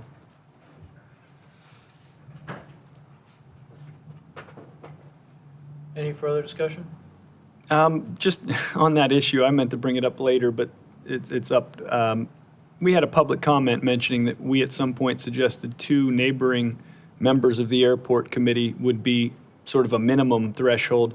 Do we have any way of indicating, like with an asterisk, that somebody is a neighbor as opposed to just a citizen committee member, so that future boards who may not remember this conversation could see, oh, we have 2 asterisks, we're okay, or we have 1 asterisk, and really we should be recognizing that the intention was to have that 2 out of 7 minimum being neighbors. I think if we said that as a board, we should live up to it, and subsequent boards should be aware of that without finding out from a public comment. Neighbors versus pilots? Not versus, working together on the same board. But I think the idea, as I heard it, if it's true, is that we wanted 2 of the 7 committee members to be neighbors, and they could be pilots as well. They don't have to be pilots, but they're neighbors. Right, okay. I believe the public speaker requested that. I don't remember the Board of Supervisors ever addressing that. Correct. Ah, okay, so that's worth maybe a separate discussion at another time. I thought I understood that to be that the board had said at one point I know- that we wanted to do that. I know you asked for citizens to, be or a citizen at least, to be on the initial study committee for the PPEA project. Mm-hmm. And one was appointed, a neighbor, to the airport. But we could certainly designate. But I guess maybe for a subsequent follow-up by the administration is can you confirm whether the board has actually committed to 2 out of 7 being neighbors in the way that we talked about, or not? And then either way, we might, as a board, want to consider at least recognizing that at any given point, we have 7 neighbors or 0 neighbors or 4 neighbors, whether we're mandating anything we do with it.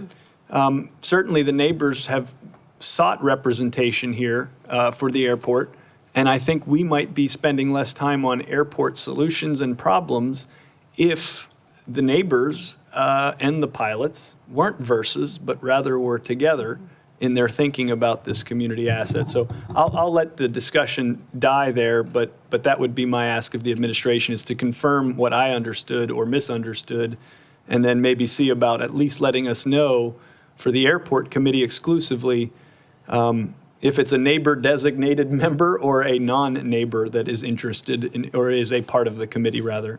Did that make sense, Betty? Yes. Wow, that's impressive. Thank you. We'll see what we can do. That's all I can ask. Okay. Okay, and Betty, you had wings, wheels, and keels topic for us?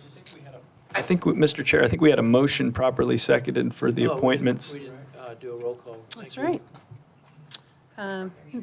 Mr. Williams? Mr. Coons? Aye. Mr. Harris? Aye. Mr. Kimbrough? Aye. Thank you. Okay, so moving on to the next issue, which is airport-related. Every year, I apply for funding through the Department of Aviation for a promotion grant that would cover 50% of the eligible costs that are incurred with the Wings, Wheels, and Keels event.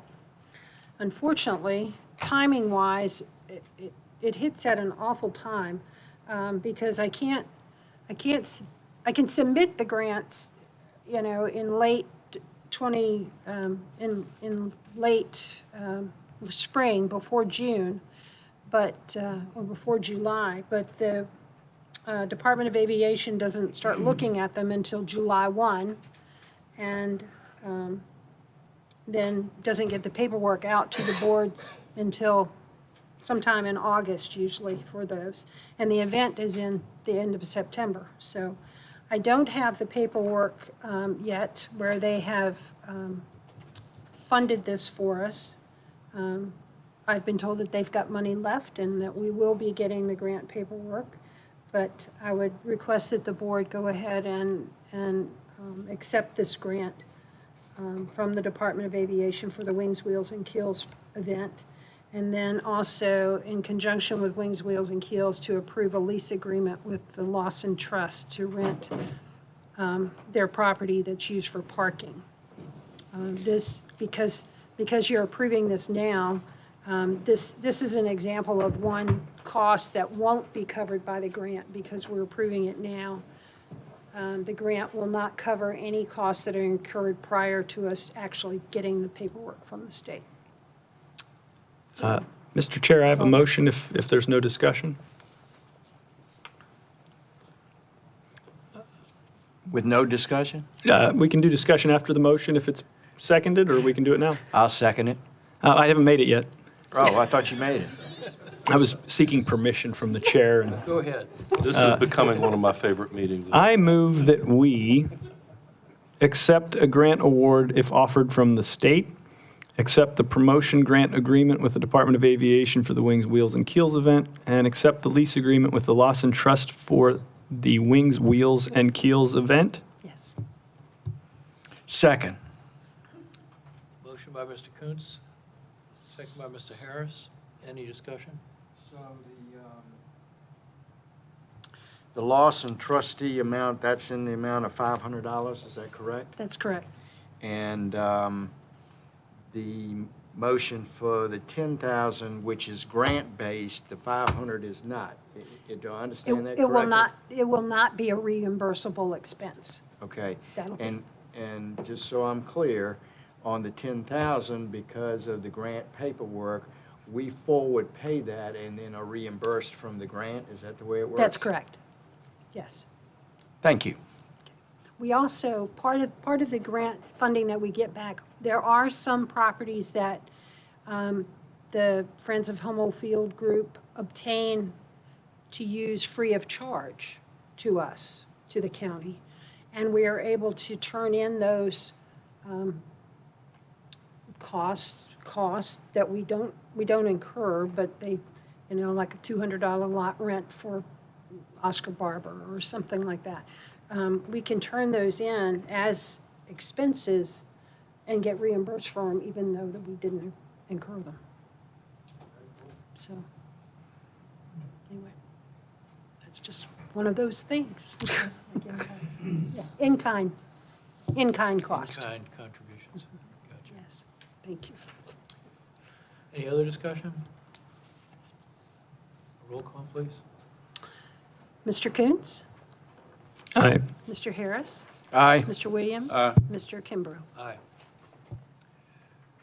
Okay, next up, administrator updates. Well, I will defer to Anne Marie. She has a quick update for the board she'd like to give you. And then I've got a couple items myself, Mr. Chairman. I just have one item. I wanted to let you know that yesterday I met with the Middlesex Kiwanis Foundation, or the Middlesex Kiwanis, and they provided us a $50,000 check towards our, the children's park that we're creating over at Cook's Corner. So Wow. 50,000, they got it from the River County's Community Foundation, but they got that on our behalf and gave it to us last night, so that we are headed definitely in the right direction towards that park. The park itself, we're expecting, my original cost on that park was gonna be about $250,000, and we've got about $178,000 towards it in our hands. Does it happen to have a pool?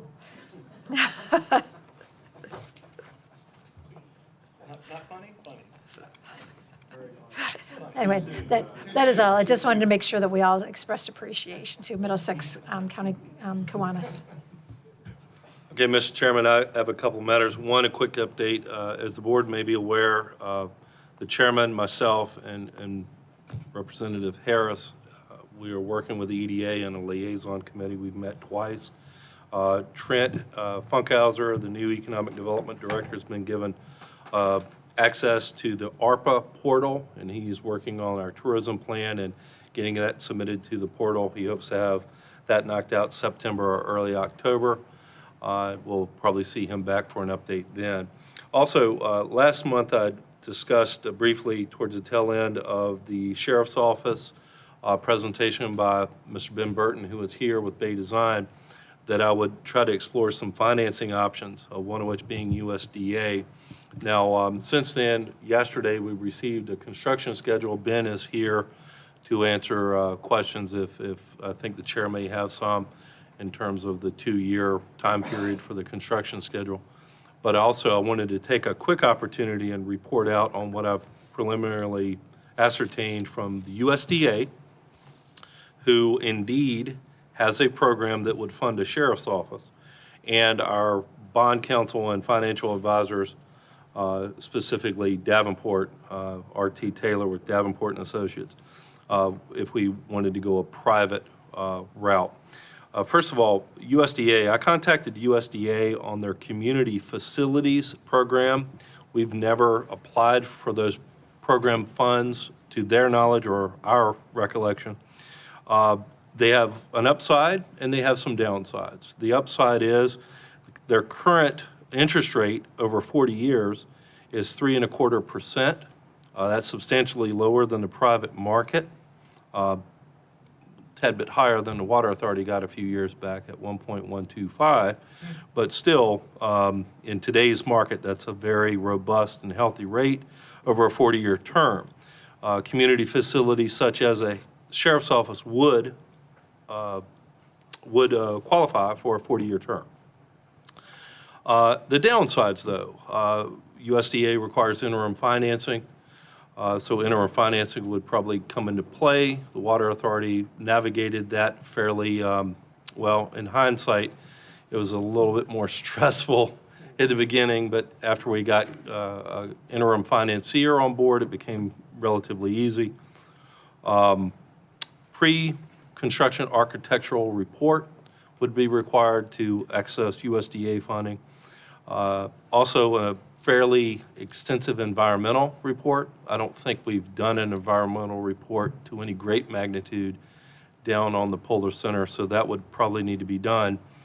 And last but not least is something that Mr. Burton alerted us to last month, and that is the Buy American, Build American Act, which has very extensive requirements on what type of materials you use and how they're sourced that could inflate the cost of projects substantially, especially in this era of supply chain issues that we have dealt with the Water Authority. Those four big potential detriments come to mind. Given the timing that we may want to move aggressively to meet, as Mr. Ken Turner said, cost of money, went the private route and talked to our financial advisor, Davenport and Associates, and they gave me some very preliminary guesstimates on what our likely interest rates would be on a 20, 25, and 30-year term. With entities such as ours with healthy financials, we could look to achieve anywhere from a 4.5% interest rate to a 5% interest rate. In fact, specifically on a 20-year term, they're estimating a 4.5% interest rate on a 20-year, 4.75 for a 25-year term, and 5% for a 30-year term. Not substantially higher than the 3.25% interest, given light of the extra time needed to prepare and document the necessary items and the potential cost increases of the Buy American, Build American program. Not that that's necessarily a bad thing, because we all want to try to source and Buy American where possible.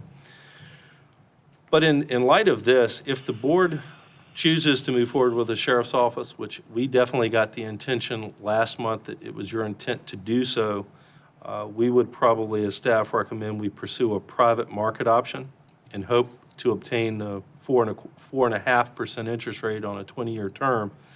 In order to do that, we need to authorize Davenport and Associates, our financial advisor, and bond counsel with Sands Anderson to prepare the bid, get the responses, and start the process. I would also recommend that we go through our EDA so we can achieve the best quality rating that we can, known as the BQ, or Bank Qualified Rate, that gives us slightly better interest rates.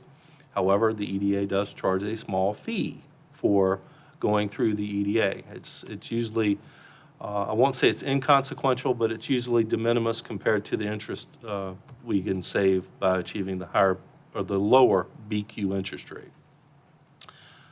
So with that being said, Mr. Chairman, I did ask Ben to be here today just in case the board had any further questions on the project.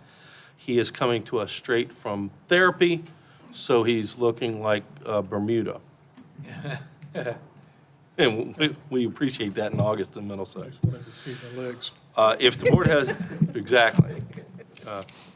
If the board has any questions, we'll attempt to answer them, and Ben is here to ask any project-specific questions. Thank you, and thanks for being here. Do others have questions? I don't want to jump in.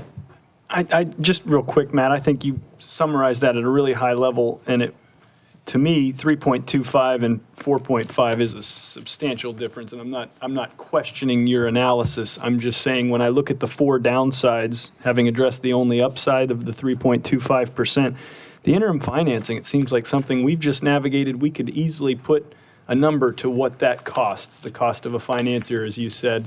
Yeah. The second one, pre-con architectural report, that to me makes sense, especially for a project that I would love for us to start thinking as a renovation, not new construction. We have the shell of a building. It is worth something. I don't care what the consultants tell me.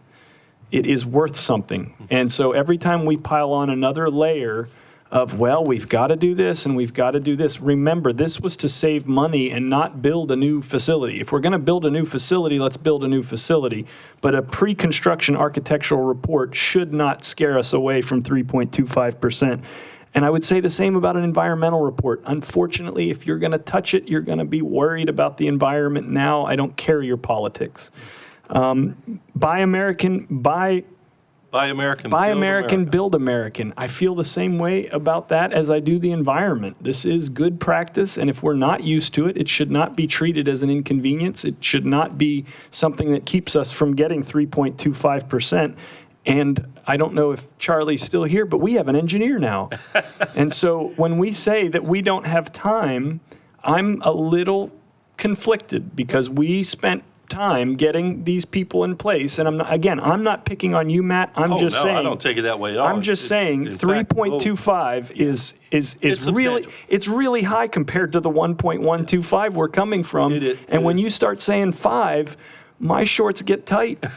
Yeah, we're back in the realm of normal interest rates. Thank you. I don't take it that way at all, John. It's very good points. And from staff's perspective, we'll go either way the board would like us to go.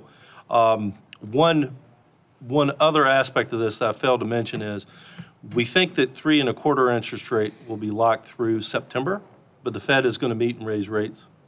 And of course, the federal fiscal year starts October 1st, so we're probably a little late in this funding cycle. We'll be applying to the next funding cycle if we go through the USDA. But if you want to try to lock in the lowest possible interest rate through a private market, I would say act aggressively, get Dan and Ted on board and get them working a private model and try to get the 4.5. If you're comfortable with going through the USDA's extra hoops and hurdles, and that may cost a little bit more for our engineer, which they'll pass that on to us, that's fine too.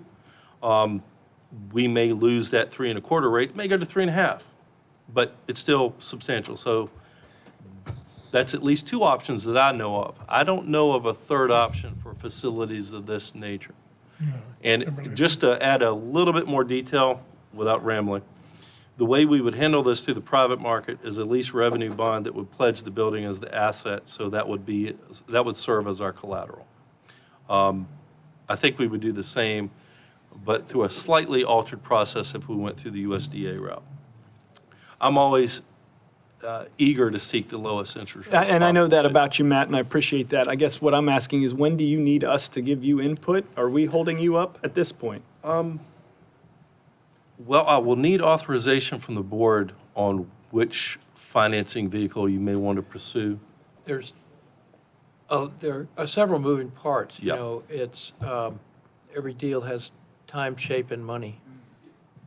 And time is of the essence here, I believe.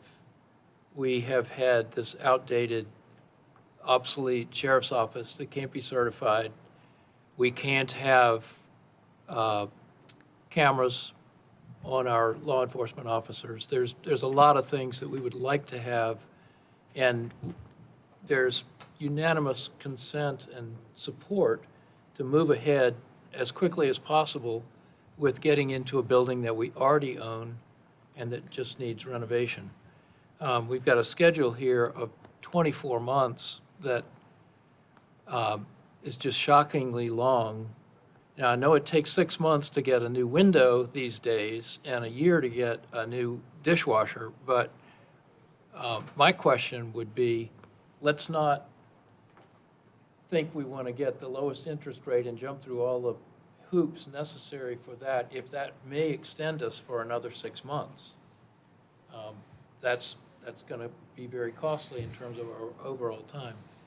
And I'm not an engineer, and I know that things take a long time, but my question for you, and thanks so much for being here, my question would be, what could possibly be done to cut this delivery time down to 1 year? Is it possible? And if so, what would we need to do? It's always possible. And this is when we put the schedule together, we put it together based on our discussion, Bay Design Group's discussion with our two sub-consultants about what pieces they'd take and who had to jump before who. We even went to a contractor, one that did the Cook's Corner evaluation, and said, look, here's what's coming up. What do you think when this finally hits the street? Shared the program report with him. What do you think it's going to take as far as the construction period? And he said, he looked at it, and he had just done one that was a similar size, a similar situation, taking a old building and rehabbing it, completely gutting it, HVAC. And he said it took us 12 months. And he said there was some issues that came up in terms of construction, but he said a normal construction period would be something on the order of 10 months.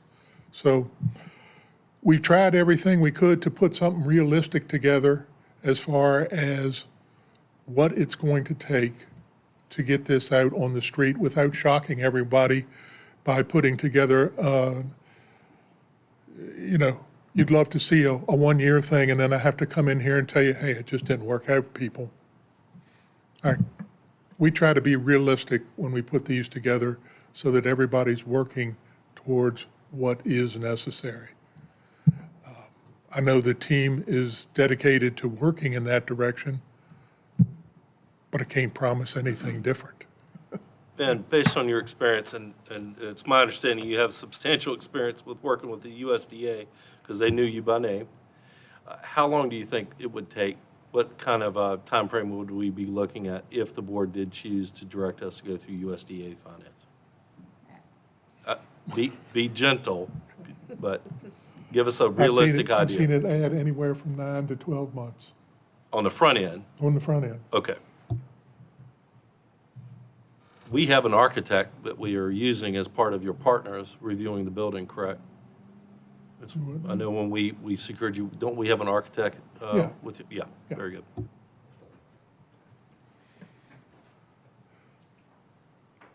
The problem with USDA is it's not so much what they require, it's getting the answers from them after you've submitted things to them. And different comments at different times from different people working it up and down the ladder. It's not a smooth effort. Well, and I don't want to put you on the spot, and I don't want to fancy ourselves as experts at dealing. I'm sorry. I don't want to fancy ourselves as experts working with them either, but when we engaged USDA on a water authority project, it was somewhat frustrating on the front end. I think I would say that would be the case, Betty. But it helped us realize, and this is, I've said this in front of the USDA state engineer before, it helped me to realize that once the USDA funds a project, it really becomes their project. You're basically working for them and you're doing what they tell you to do to meet their requirements. When you realize that it's no longer your project, it's really their project because they're giving you such a great deal on the financing, and they're really trying to steer you through doing it to meet federal requirements, it becomes a lot easier. Now, that sounds horrible, but it's really true. And ultimately, they get you to a good place, but as Ben says, it is a little different process. And we have a couple of different options. I'm not aware of any other financing options for sheriff's office facilities. I could check with VRA. Those were the two likely sources: private bond, revenue bond issue, or lease revenue bond issue rather, and or the USDA. And I know the USDA just funded a high school up in Westmoreland County, 40-year term, and I think that's finally getting wrapped up. But it does come with extra requirements that need to be met and documented and reported on and followed up on. So that's where we are. So I guess my question is, what could we do? What process could we undertake to look at how we can deliver that renovation as quickly as possible? Is it? Well, we've submitted our fee proposal to start the design as soon as we get the authorization to begin it. The surveys, the detailed design work and that type of thing. I mean, we're ready to go on that. And forgive me for not being that familiar with the proposal. Would you be managing the construction project, or is that a different construction management? No, that's me. There's another engineer in our office who'll be handling the site design and the site work and that type of thing. And I'll be coordinating the effort with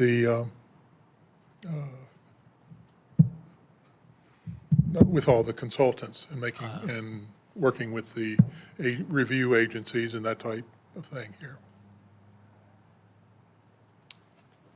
Is it feasible? And what I've heard you say is that you're pretty much at the mercy of a variety of different contractors, subcontractors, in terms of their time. Not at the mercy of them. I don't think it's appropriate to say we're at the mercy of them. We've taken into account their relationships of their specialty of work, the architectural side, working with a MEP, working with a civil. We've discussed how the team is going to work together and how that is going to come together in terms of, are we missing something? Are we not missing something? So we're not at the mercy of them. Yeah, In fact, I've laid some things down to them that said, here's what we do need to do. I'm thinking in terms of doing it in a year, and what can we do to get it done in a year? And I didn't mean that those contractors are somehow holding us hostage or anything. I'm just looking at it from the standpoint of what could we do to expedite, and is it possible? And It's the same. The situation that we're talking about here on this project is the same type of situation that HRSD faces with their work. It's the same type of situation that Ken faces with his work and the number of different sub-consultants and specialty suppliers or specialty assistant people that work. This is the type of project that takes that type of requirement. There's not a firm out there that does everything by themselves any longer. That's. I guess. I plead naivete. If we can put miles of sewer in 2 years, I can't get it through my head that it takes 2 years to renovate a building. That's just what I'm struggling with. 42 miles of water line, Mr. Chairman. Can I take a shot for Go ahead. picking up what you're saying? Because I've been in the project management business for 25 years, and I've had to live under the mantra that you can have it fast, you can have it cheap, and you can have it done right. Pick two. I know I can't get this cheap, and I know I want it done right. And my chair is asking about speed, and what I'm hearing is, well, get in line like everybody else. And I know that's not what you mean, and I know we've already had a misinterpretation, but we're also uniquely positioned in a way that we weren't at the beginning of this meeting. And we have our own engineer, And what I'd like to do, because we have a long-standing relationship with your firm, you're local, you're important to our community, and you've helped us with a lot of projects, but I'm still relatively new, and if Wayne was here, he'd remind you that I'm not from here. And what I'd like you to not know from here, is John. that as much as I would really want to just trust you implicitly, as long as I'm sitting in this chair, I finally have an engineer making recommendations to me where I've had a county administrator who I greatly, greatly respect. But what I'd like to do is have you and our engineer sit down and your firm withstand some scrutiny from an engineer as to where we can drive cost and time out of this project. Because the only person that cares more about this county, right, than our citizens, even though you're one. And Charlie cares about me because he's the one That stood worries behind me. as I was walking up the stairs to make sure I didn't. Well, we're still training Charlie. We're still training Charlie. No, In our proposal, we took, I wasn't aware Charlie was coming, but we took into account the fact an estimated time or how we've prepared the fees for the bid phase assistant and the construction phase assistants is we, rather than giving on a lump sum and saying, we have to do it, we will assist the county in doing it. And if there's a way, there could be a savings there, and there could be a way that the time gets compressed. Let me try this. And that will compress the overall schedule, the overall 2-year schedule. Yeah. Let me try this a different way. What I think I'm trying to say is we have grown as a small government in a positive way that is addressing where we, I think, had a blind spot. And while we've had a great relationship, we, I think, have evolved, and now we have engineering prowess. And I'd like to test its legs, and I'd like to do it with an existing partner. And I'd like to find out, maybe in the next week or two, if you guys can sit down, get to know each other, become working partners. You withstand some scrutiny from an engineer with the chops that you understand. And you guys get together, and then I'd like a recommendation from our engineer, maybe in a workshop. I know you guys, I'm the one that says we need less meetings and shorter meetings all the time, but this is a big project. And if we're serious about low cost and quick execution, I think a workshop is in order, and I'd like to do it after Charlie's had a chance to sit down with Bay Design and give us his thoughts, and then let's all sit down and because we keep trying to have longer and deeper conversations in an environment where it just isn't appropriate. We don't have time. And now we have somebody that can sort of say, John, you're asking the wrong questions, which is what I've been waiting for, which is what Matt's been waiting for, which was basically what we've all been waiting for. We have the person to ask the questions and that can advise us. I want to use them on this project, not the next one. So would you be amenable if this body was of the opinion that we wanted to do a workshop? Could you meet with Charlie in the next week or two and get you two downloaded and hear, position Charlie to give us an opinion? With everything that you've piled on him today. Oh, we're not done yet. I understand that. And I haven't fallen back on him. I'm going down the stairs this time, Charlie. I mean, what do you guys, my colleagues, the board, what do you think about potentially a brief workshop where we get our engineer who's already spoken with Bay Design, gives us a recommendation and lets us do a Q&A? We can videotape it. I'm not trying to hide it from the public.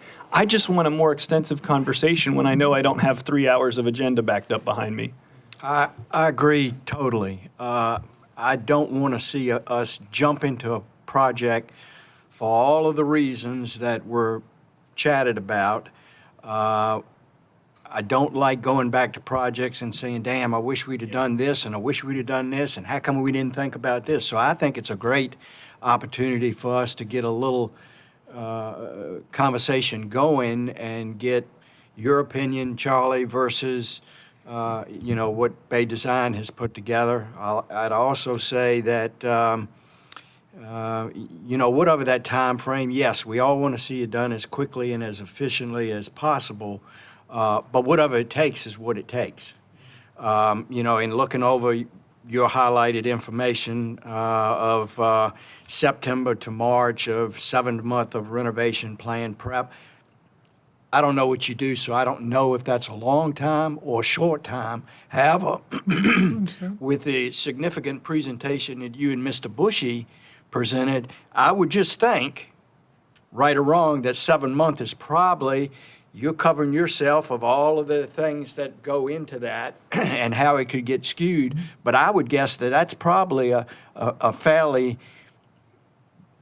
long-term projection for that.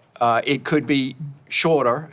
Based on the work you've already done, to me, 7-month renovation plan seemed a little bit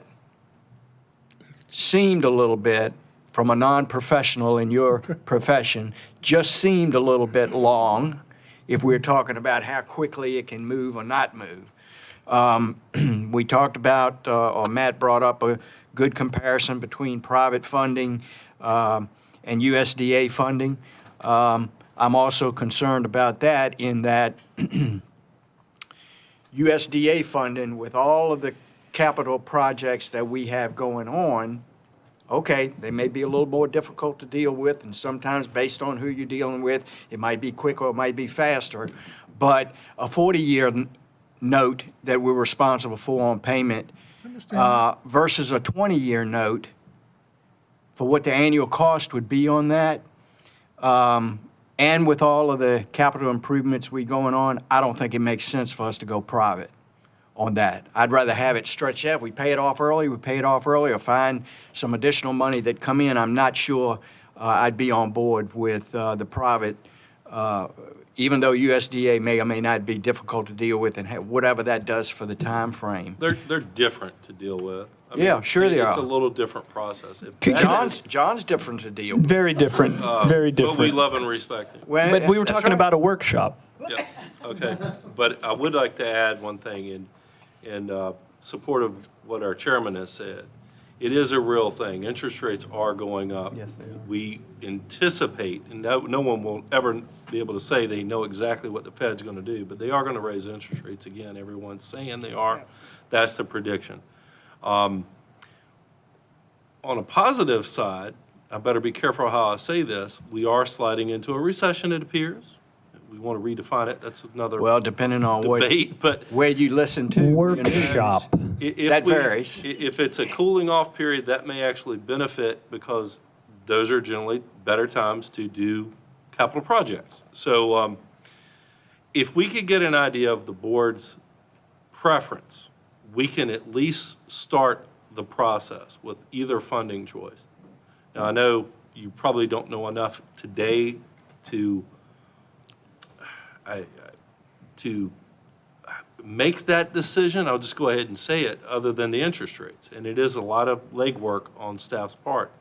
But if you know that you like this interest rate savings in the 40-year term, that's probably something, knowing now, would get us that much further down the road to starting that process and not adding too much time on to what you're already concerned about. And at the time. that would be my view at this point. Right, Is to right. go with the 40-year term. It gives you more flexibility of what your payment needs to be at any given time based on all the other uncertainties of the capital improvement projects that we're doing, and this is just one more. Right. And looking down the road, whenever the project for the school renovation comes in, that adds another one that we're going to have to deal with on how we're paying it, how long we got to pay it back, and what it's going to take to do that. And Don, you kind of read my mind, because one of the ways, if and when the high school project does come forward, that is definitely a project, given the amount of costs I perceive that to be,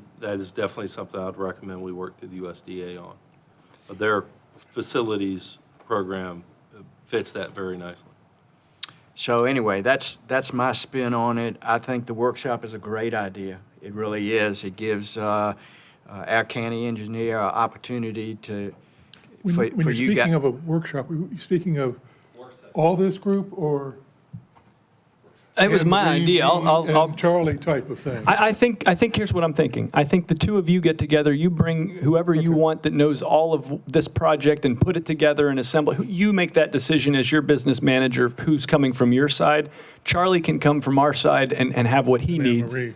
Probably. She knows Probably. everything about this so far. If Charlie's bright, he'll probably know exactly who to bring, right? So the point is, I want, and hopefully the board wants, you two to get together, not versus, but to become project partners. That's our intent already. But I also want you to know that I'm sending him as a mole to scrutinize the hell out of these numbers. That's fine. And I know you'll withstand that. This is not about a lack of trust. This is about displaying to the media and to the citizenry that we want to work with local contractors anytime we can, but we want to know that we know what we're doing with their money. And the best way for us to know if we're going to expand our government and bring an engineering expert is to use them. So I want the two of you, if I can get the board to agree with me, I would like the two of you to sit down, however you want to sit down, and get to know this project intimately so that Charlie can come back to us and say, you know what, this is a great project. I would have done a used building over a new building as well. And now that I look at it, I agree, this is what I would do. And those costs all look in line, but I'm a little confused on why there's so much engineering or whatever Charlie finds. That frees up my county administrator to administrate, and my assistant county administrators to go do all of the other things that they do. And it gives us, the board, a brief synopsis of what's going on. We don't want to get into the woods and do engineering and administration. We want to go back to our citizen lives, come in and know that we have the information in a digestible format that could go out to our neighbor and they would say, you know, I'd have made the same decision. That's what we want. And so in a workshop that would go after you and Charlie and whoever you two convene, it would be us and the sheriff, because the sheriff's not off the hook either. I want accreditation. I want cameras, and my people are telling me the same, and I don't have that answer. So in the workshop, I want to know that we're going to spend millions of dollars and we're going to finance it this way, whether it's public or private. And we like this because we know there's urgency, and we're going to try to get it done in a year, but we know that 16 months might be within the realm, whatever. But I want to be able, when I sit at the community pool, wherever that may be, to talk to my neighbor and say, here's why I made the decision. Here's the information. What would you have done? Are you okay with that decision? It should be that simple. And I think with the work session, we'll get the sheriff on the same page. And the other thing that we'll do in doing something like this is we build a team. We're working on our community's problem. It's not just John Kuntz's problem. It's Bay Design's problem. It's Charlie's problem. It's the sheriff's problem. It's the person that gets pulled over on the way in's problem. It's our sheriff's department. We're trying to make it nobody's problem. Correct. Mr. Chairman, that's all I have. You got an email? I got a question. What is it? The amount you said was 1.7, Which amount? 1.7 million to redo it? Uh, You said what? 1.7? construction costs for renovation? For renovation, Ben? 3.7, It was- wasn't it? Oh, It was three- 3.7. It was 3.75. After a work 3.75 session, million. we'll all know this number. Yeah, you saying 3.7? 3.75, $3,750,000 for the construction. Yeah, we need to learn how to do more with less, and we can find out maybe we can make a payment, because we better be thinking along that line. I mean, what I'm looking at is the money itself. You know, normally, if you, I'm gonna keep it simple. I tell you, just try to keep things simple. If you were saving up to build a house, and you realize you looked in the bank and you had enough money to pay for the house, because guess what? Somebody gave you $300,000. So you had it laying there. You see, you have a choice.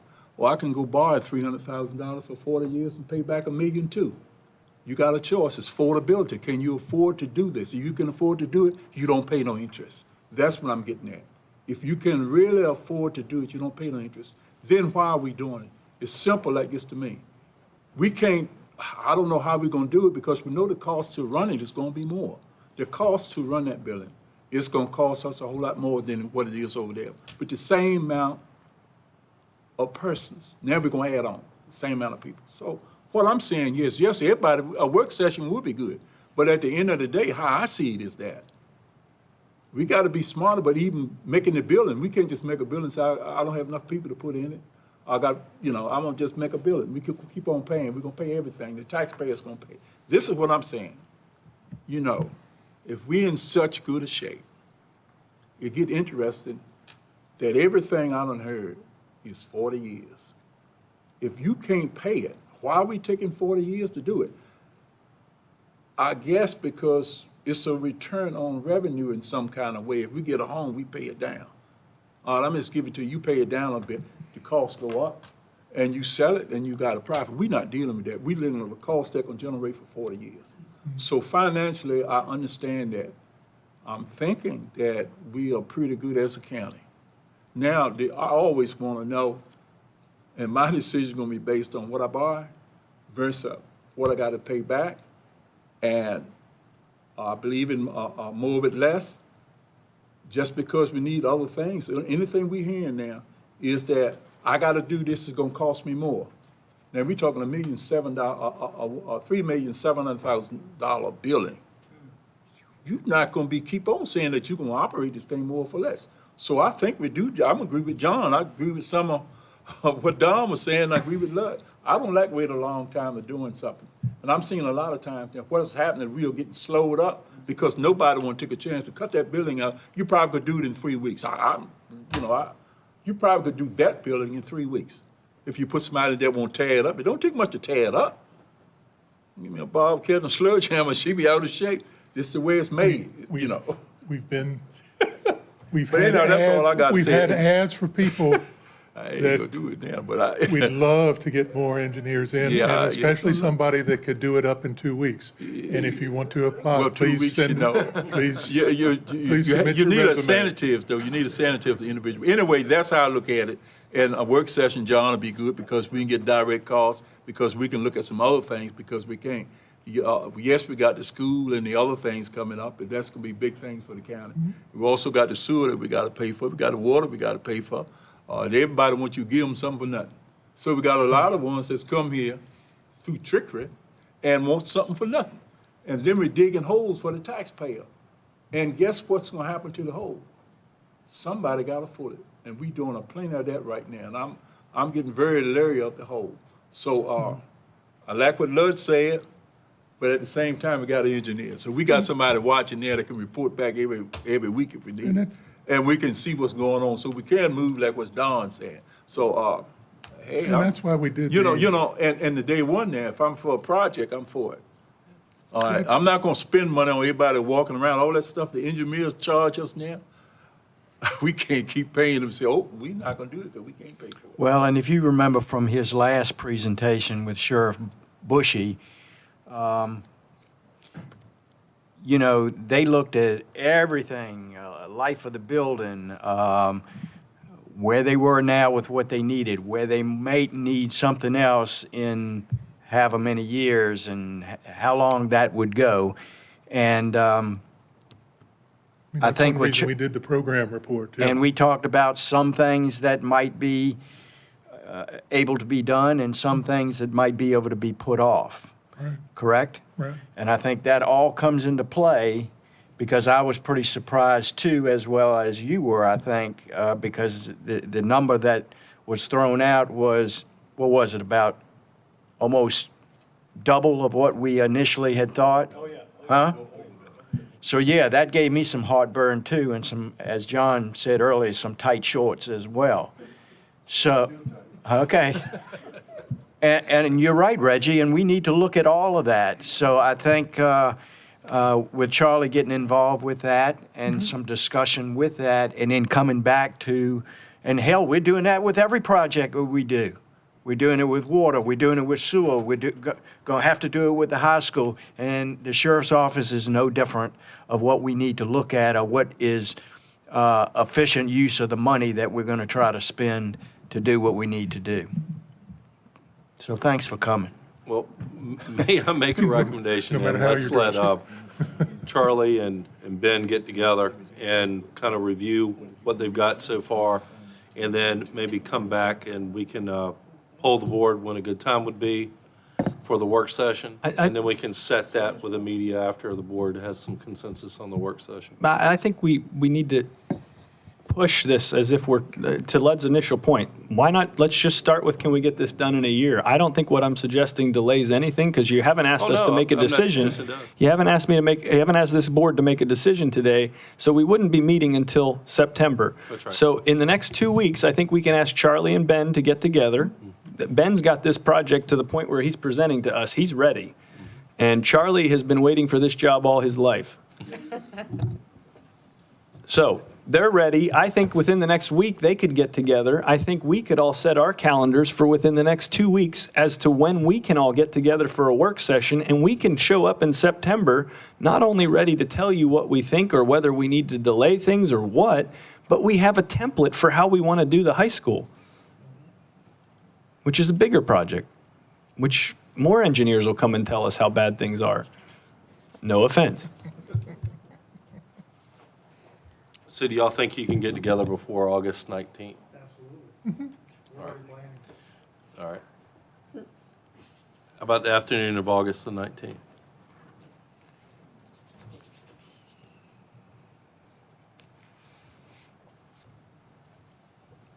I have a slight preference for later in the day, given some, you know what? No, I will make whatever date everybody makes. It's good late, I like late.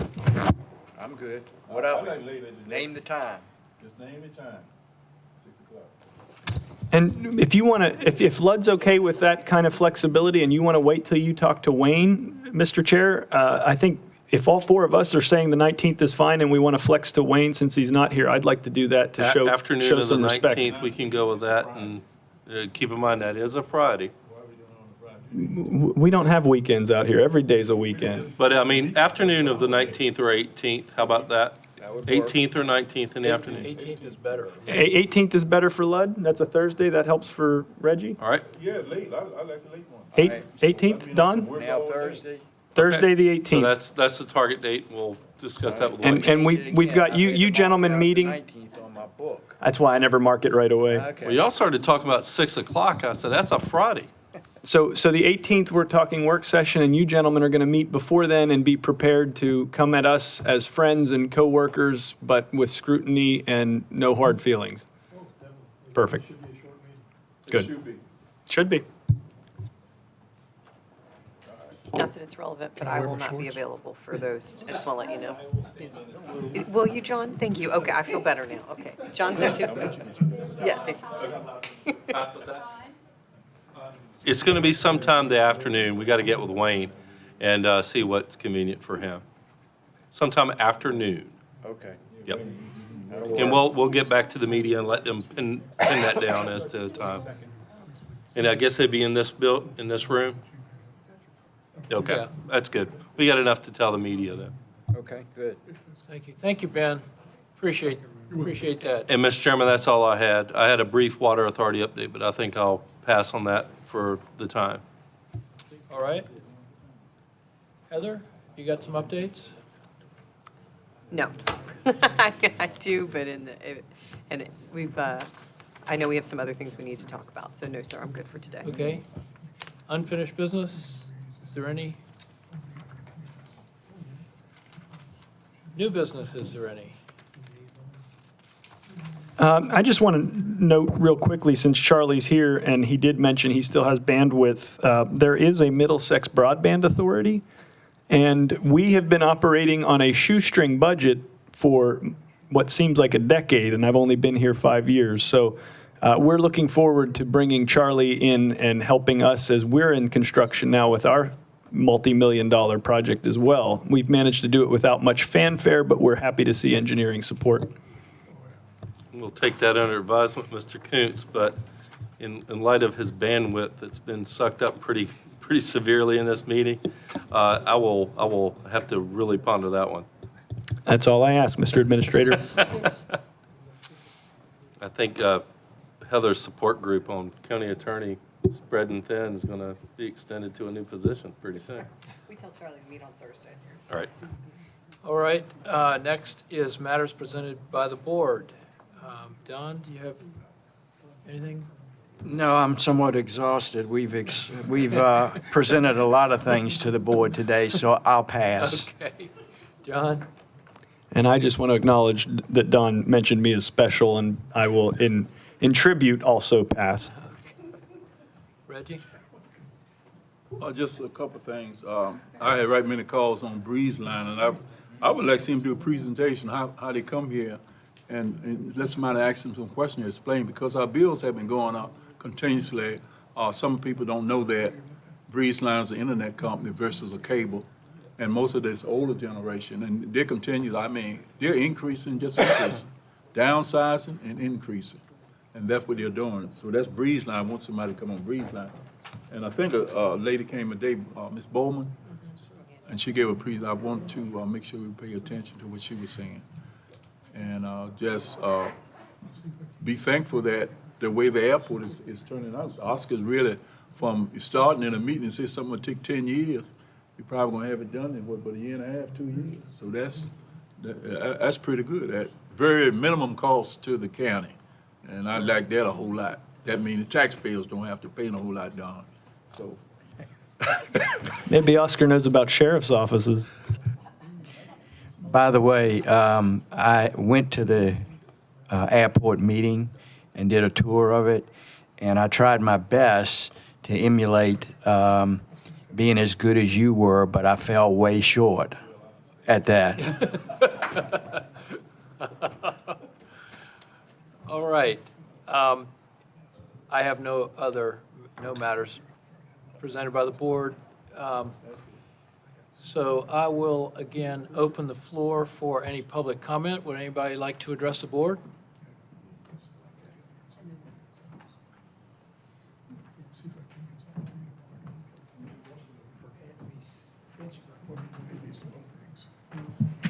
Robert Jackson, Urbana. Is that mic on? Yes, it is. John, I just want to commend you on asking for a spreadsheet for the sewer system. From the figures that I've seen so far for this project, it's a long way from $55 million.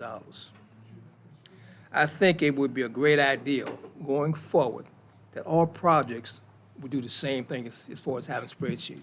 That's all I want to say, John. Great idea. Thank you. Thank you, Mr. Jackson. Anyone else care to address the board? I'll close public comment. We have a closed session request, which I'll ask the county attorney to make that. All right, I'll give a stab at it, and Mr. Flynn will correct me if I miss anything. So we need a motion from the board to convene in closed session pursuant to Virginia Code Sections 2.2-3711A3, A7, and A8. This is for the specific discussion and/or consideration of acquisition of real property for the realignment project at the Hummelfield Airport, where discussions in an open meeting would adversely affect the bargaining position and negotiating strategy of the public body, and for consultation with legal counsel about the legal process to obtain the said property and the possible litigation therefrom. So moved. Second. Motion by Mr. Harris, second by Mr. Williams. Any discussion? Roll call, please. Mr. Harris? Aye. Mr. Williams? Aye. Mr. Coons? Aye. Mr. Kimbrough? Aye. And Mr. Chairman, if we could have that in this room, that would probably be beneficial because we need to bring up some maps and aerials. I don't think and there are any action items. No, sir. action items that would involve the public follow-up, so. I was going